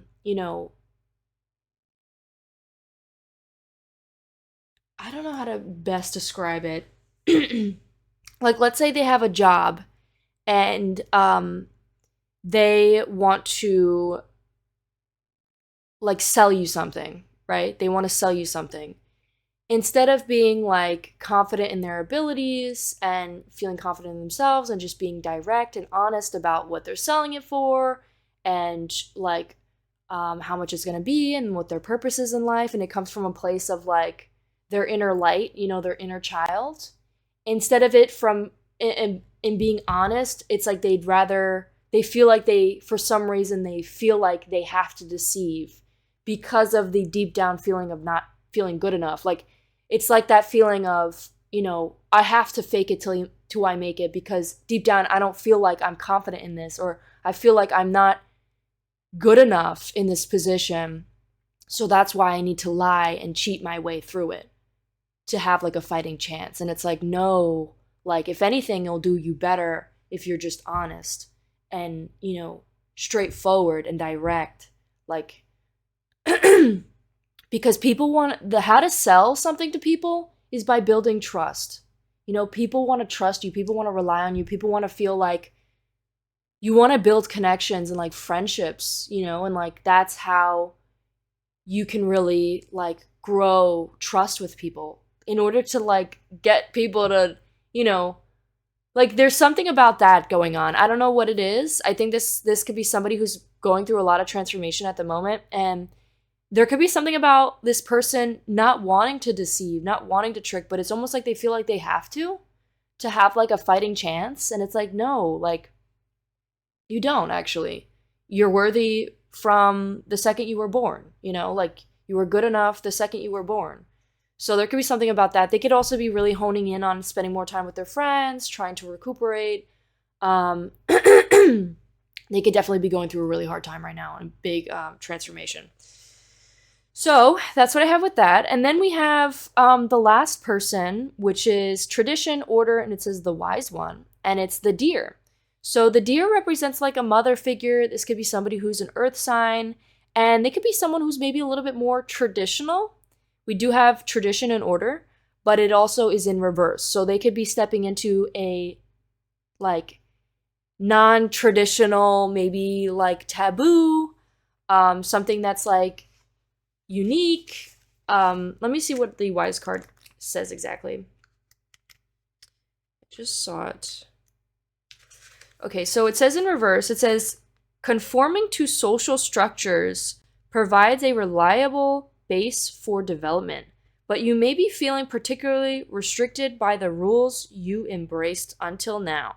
Go ahead and break the mold, but do so sensibly. If you're going to embrace an unorthodox approach, make sure that whatever it is you do is the right thing for you in this particular moment.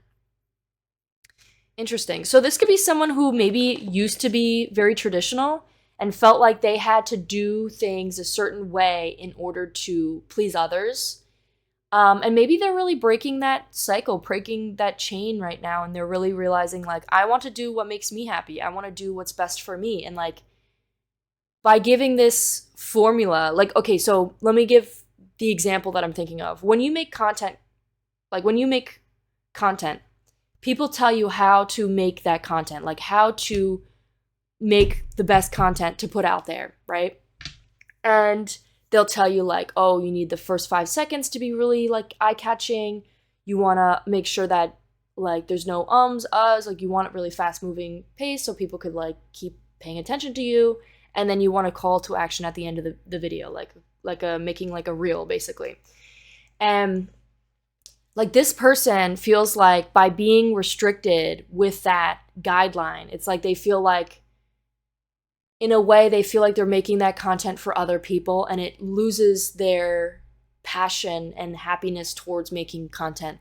And in a way, it's like this person is like finding ways to use that idea but in their own creative ways to bring back their passion, if that makes sense. If that, like, I know that's a little bit tricky to understand. I didn't explain it the best way, but it's like they're like, okay, if this is what is working, how can I mold this information into something that serves my purpose and serves my own happiness? Okay, so those are the 4 people we have for you. Pile 3. I hope that helps. Let's see now, what are they thinking? What are they thinking? How are they viewing you, and what are they thinking towards you? So what we're gonna do is we're gonna pull, where's that deck? Oh, it's over there. Okay, we're gonna pull 1 card for each person since we have 4 people.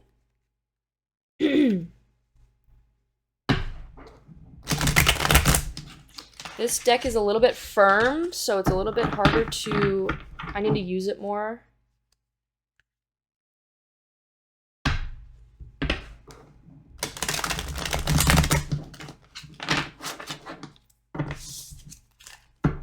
Okay.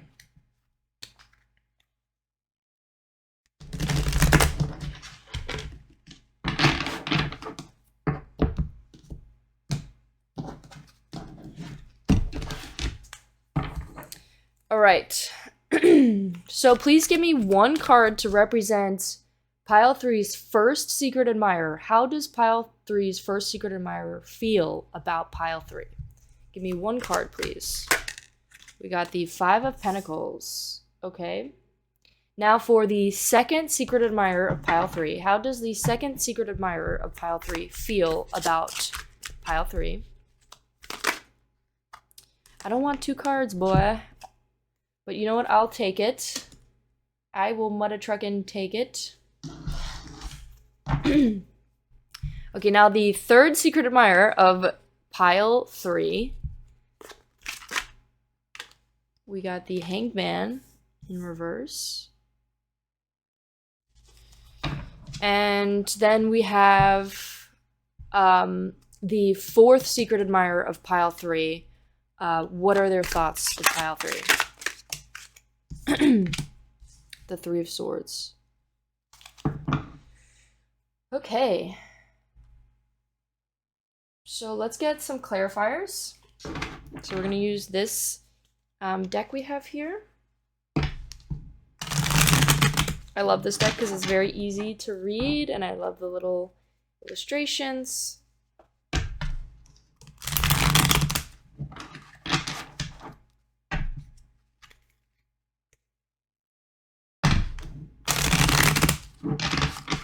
Okay, please give me 1 card to clarify the 5 of Pentacles. What does the 5 of Pentacles exactly mean?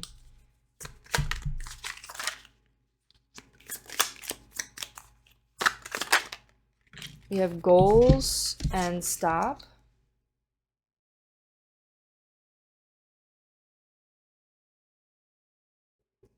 Please give me a card to represent the 4 of Cups and the Devil. What is that trying to say to us?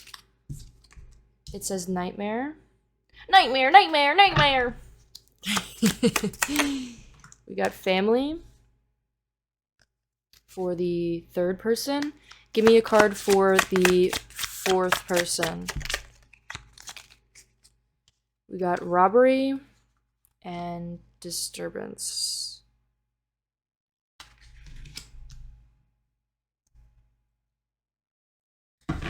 Okay.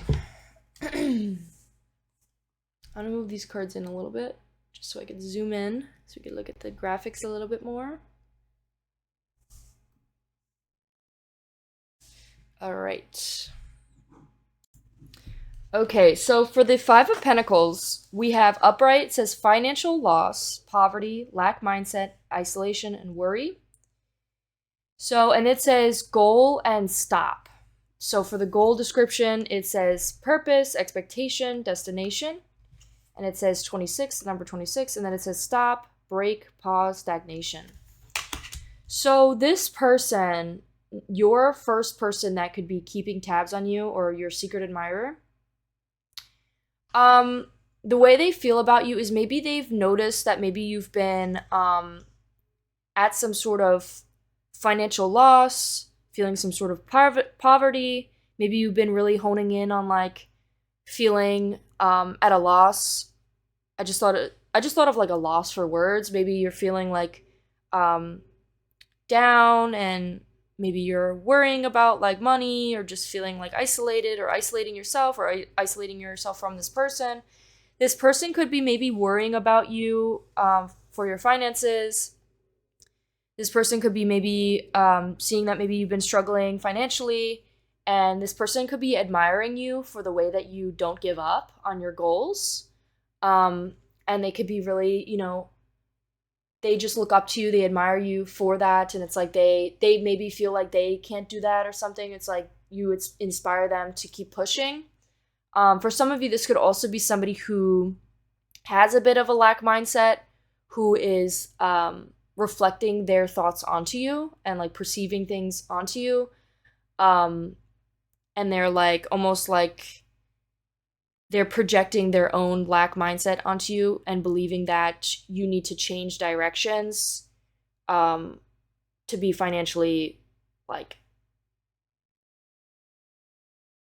to like relieve the financial loss. I don't know. That's could be there could be somebody who is there in that presence. But I'm going to say what I'm going to take this as is somebody who is really rooting for you. Somebody who is like, you make them uncomfortable in that way, and it really like ignites this fire in them to like see, wow, like this person's not giving up. Like this person is not giving up. And it's almost like they may be a little bit, hard on themselves about it, because it's like they're so stuck in the victim mentality or in the lack mindset. But yeah, so that's what I'm getting for the first person. We'll pull some more cards about that in a sec, but we also have the Devil card and the Four of Cups and Nightmares. So what this is really giving me is somebody who's been reflecting a lot and reflecting about their shadow self, their shadow aspects, whatever flaws they maybe have.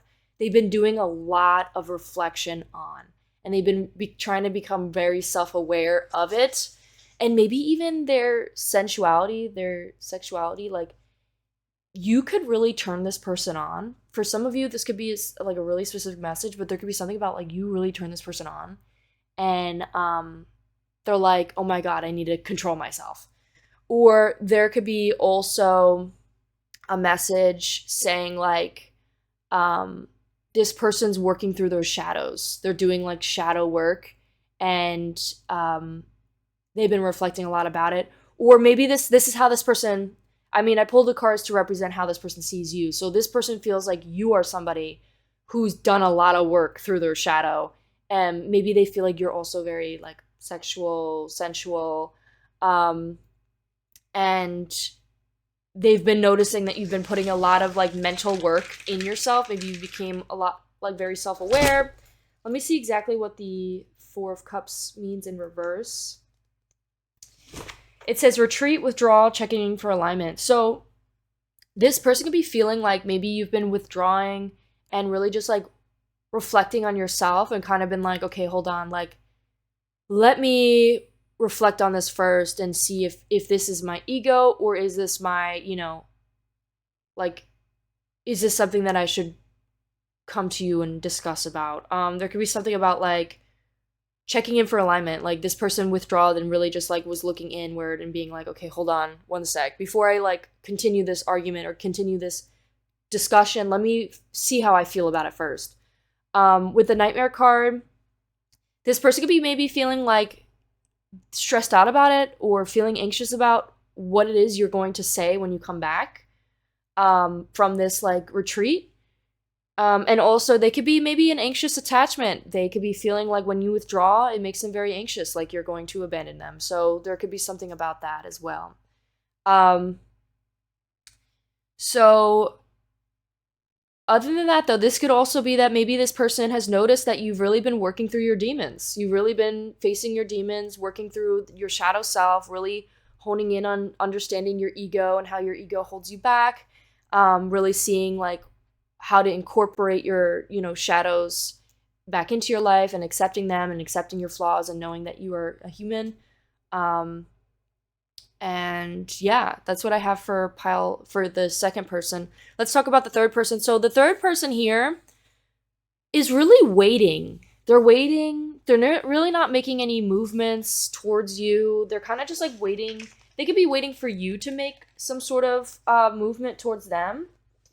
They're having like delays. They're feeling resistance. They're stalling. I'm not stalling, but you're stalling. I'm not stalling. You know that scene from SpongeBob where like stalling, and he's like, "What are you stalling for? Why are we stalling?" It's like, I don't know if you've seen the SpongeBob movie, but the dad is like bald, and she's like trying to wait for him before he makes a decision, and she's kind of like just trying to distract him, being like, "Hold on, wait a second."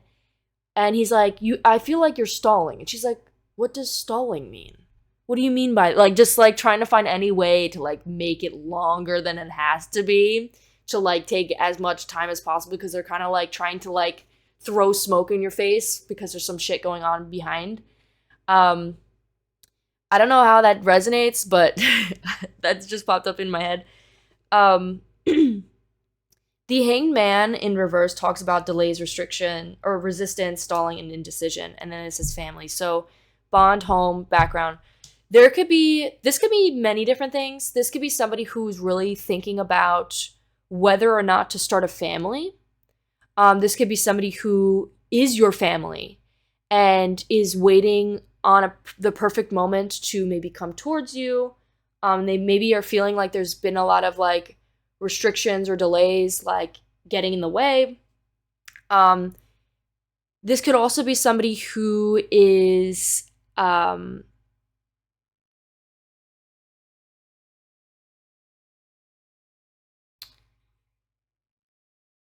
this could be somebody who felt like you were their family, felt like you were really close to them, and they're like waiting for you to reach out to them. They're like waiting, or they feel like they don't really know what decision to make. Like they're in the middle of like making a decision on whether to keep this bond or whether to maybe remove it. So I don't know. That's what I'm getting for the third person.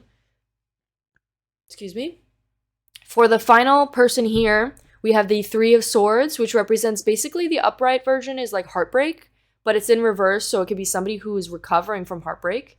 And we have robbery, it says exploitation, in caution, unfairness, and then it says obscure, irritation, supernatural. So the Three of Swords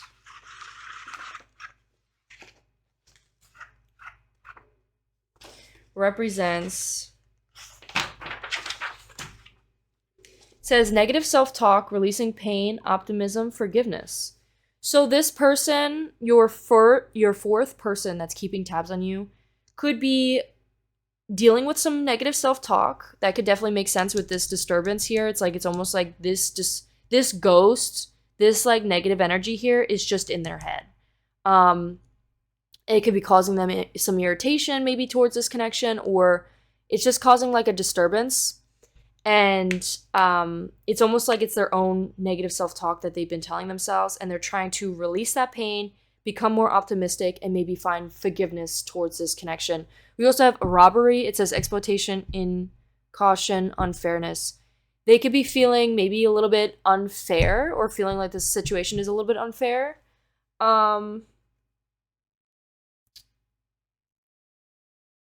I want to pull one more card. Please explain to me what the robbery means.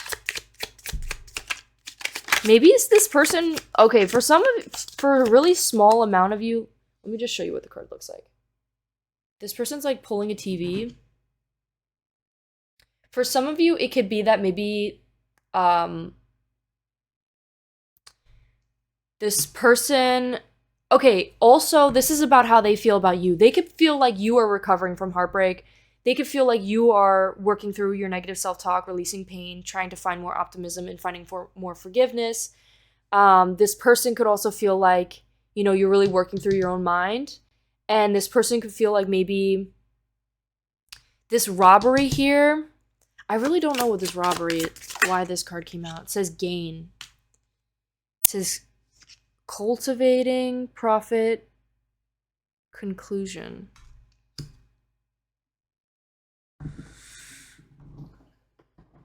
This person could be feeling like maybe you've been working on being more selfish and for your own gain, like working on trying to prioritize yourself more, even when maybe you've dealt with things that were very unfair towards you. Like maybe you had a like cycle of being in relationships that were very unfair on your side of things, and now it's like you're stepping into a more like selfish era where you're like really prioritizing yourself, and you're like looking forward towards your own gain, and that's what's bringing you a lot of fruition for yourself because you're focusing on you. And obviously, like, you know, like I said in my previous messages, like there's a balance. You know, you should prioritize yourself, but not in a way that negates others. And like, you know, it's something that you got to decide on. What you, if you don't have your cup filled, you can't fill somebody else's cup. Okay, that's the shortest explanation of that. But that could be something also for some of you. It could be like an actual robbery. Maybe somebody was actually robbed, and maybe this person has noticed that you've been going through that, or maybe somebody has like robbed you of your. Maybe this person feels like guilty or like sad or like bad for you because maybe they feel like you've been robbed of your of like a really stable foundation to grow exponentially from the jump. Like there could be some sort of like this person maybe feels like the way that you were brought up, it was like almost like people constantly took from you, and it was like you maybe started off on with a disadvantage, you know, and like this person maybe feels like you've been robbed of your opportunities, and this person is really seeing the way that you're not letting that stop you. This person is like, wow, like even though they maybe came from rags, you know, like the rags to riches expression, like you came from rags, it's like you're building up your riches. So there could be something about that. All right, let's hop into the I was gonna pull some cards. You know what? We'll quickly pull some cards. Let's pull some cards here.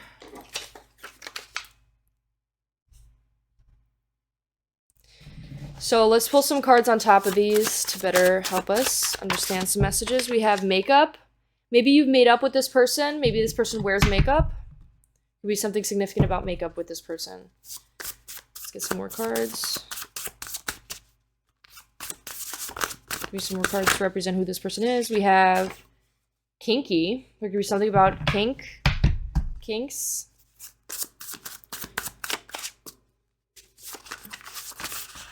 We got I was impulsive. They could be an Aquarius.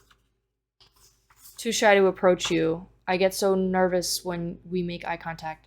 This person could be somebody who maybe from your past, maybe specifically a woman. Doesn't have to be though. It could also just be somebody who's an Aquarius that maybe felt like they acted impulsively and they want to like make up with you, but they're too shy to approach you. So that could be something. All right, let's see what else we have for this pile here, for this person here.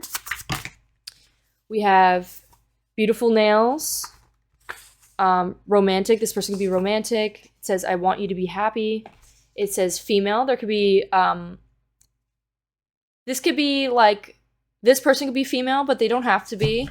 Maybe they're like in tune to their feminine. We also have priceless. They feel like you are priceless and eager to show you off. Okay, so this could be a love opportunity. We have beautiful opportunity. I didn't even know that it said opportunity on that card, and I said opportunity. So this could definitely be some sort of opportunity here. Let's see who else. Who is this hangman? My friends think you're hot.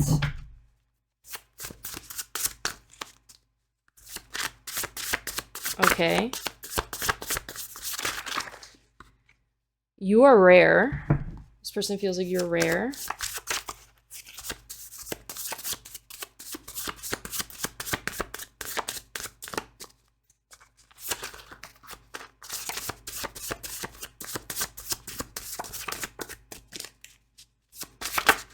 We have you turn me on so badly. You are him slash her.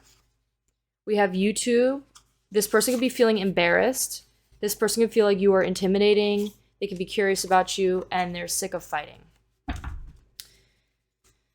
Okay, let's get some cards for the last person here, for the fourth person.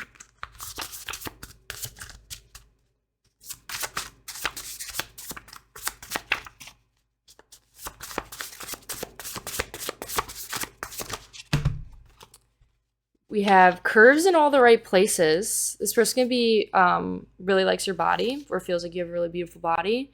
Who flirts with you? This person could be wondering who's flirting with you. We have introverted.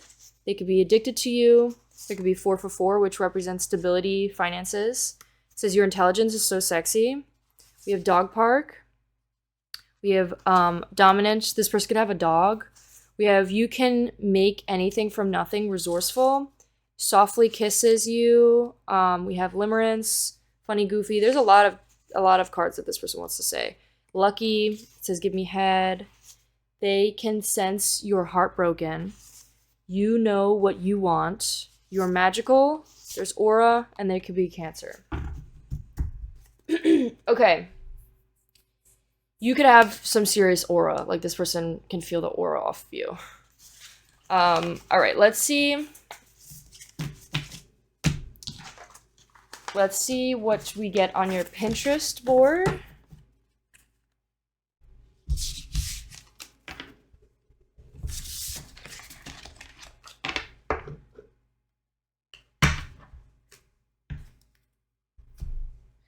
Pinterest. I might take a poll and ask you guys more specifically, like, how do you guys like my videos structured? I think if we start off with Pinterest board, it would be better. Because then I could get more messages from that, but we'll see how it goes. Okay, so it says, I'm pretty cool, but I cry a lot. Maybe your secret admirer feels like maybe you cry a lot, or this secret admirer could feel like you're pretty cool and maybe they've been crying a lot. They could have heart-shaped rims, or there could be something about that. Like they could have a nice car. So it says hoes before bros. So this could be like maybe one of these people that's your secret admirer could be like a girl friendship. A girl, like a friend that's keeping tabs on you, or just like secretly admires you, like finds you to be so exciting, alluring, and like wants to be like you. We also have this energy drink. You could be drinking energy drinks. People could like the energy drinks you drink. There could be also somebody who likes the flavors you choose. You could have a really pretty apartment, a pretty place, pretty palace. That's what I wanted to say. We have little drawings, little crayons here. That could be something, maybe working in school and like studying and having like, maybe you're really organized and you've been like color coding your notebooks and using like these cute little colored post-its. We have cognitive distortion. So there could be somebody here that's really struggling with this. Maybe one of your secret admirers is kind of like somebody who's like keeping tabs on you, who's admiring you, is like wondering how you were able to get through this. And also they could be struggling with it. So they're kind of like, wait a minute, how did I, like they're kind of, it's almost like they've been faced with their own delusion. Like they've really been like, hey, none of that was true, by the way. And then they're looking at themselves in the mirror and they're like, wow, like I totally assumed, like I totally made an ass out of myself. We have I'm strong enough, or I am strong, I am enough, I am loved. We have a tiger tattoo. It says invest in yourself and in this year. Buy me books and tell me I'm pretty. There could be someone who's buying you books, or somebody who wants to buy you a book and wants to be told that you're pretty. There could be somebody who's very muscular.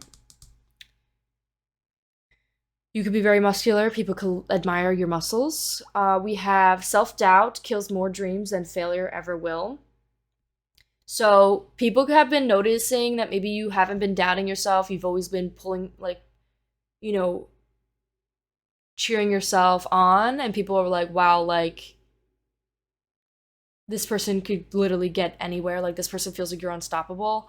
I think there could be something about someone who maybe is in your, that's how they admire you. That's the admiration that they have of you, is like the fact that you don't let your doubts hold you back. Like that is like you feel the fears but you do it anyways. I get everything I want. It says do no harm but take no shit.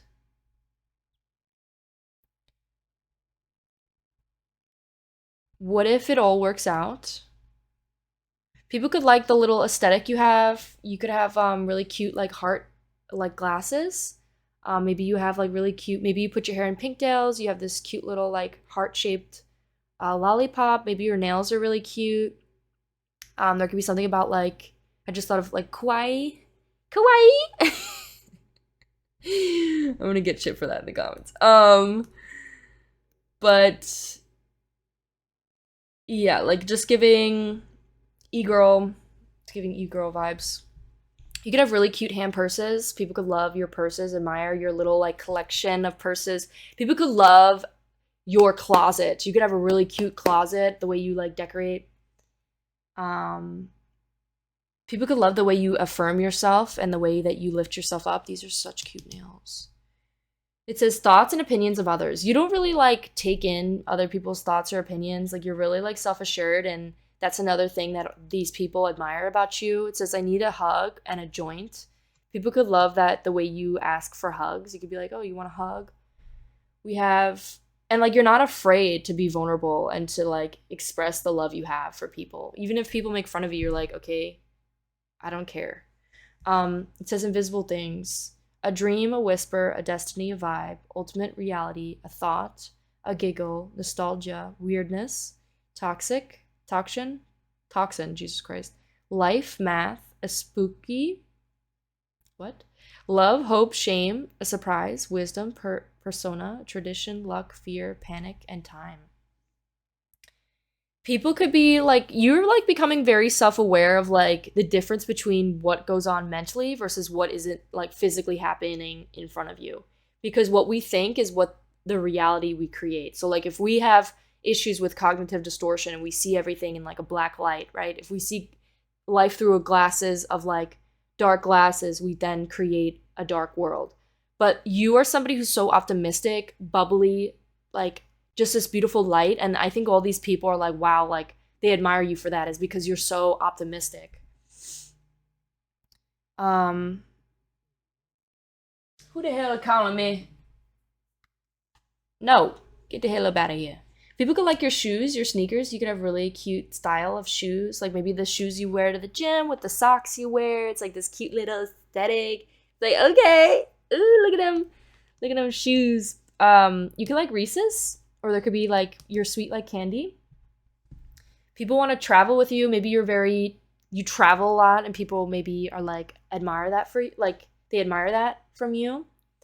People are always wondering how you're always traveling.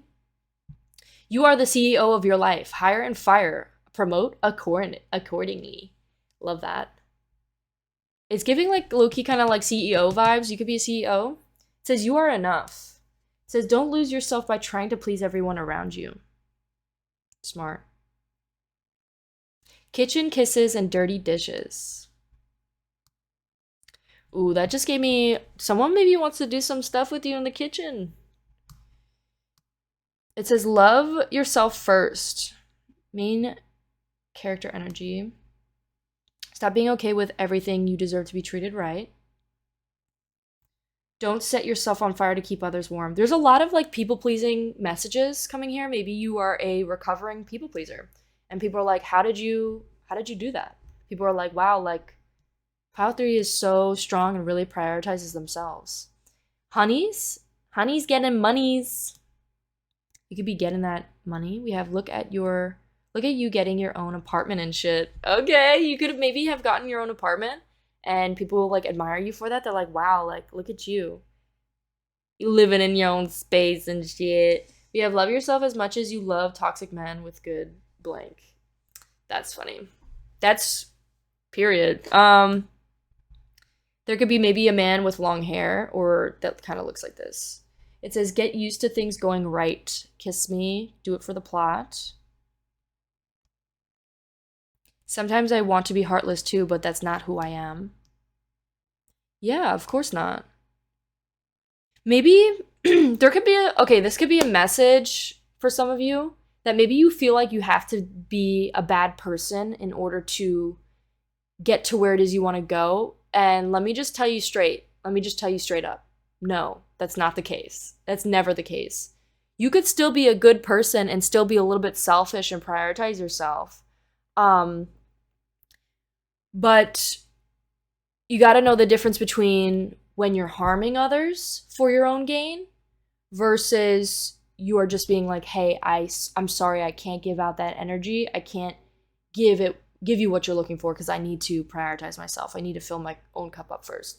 So, and like you can't control how people react to things, you know, like, in order to make it big, you don't have to be heartless. And the reason to why people believe that is because that's a mental illness that they've been told.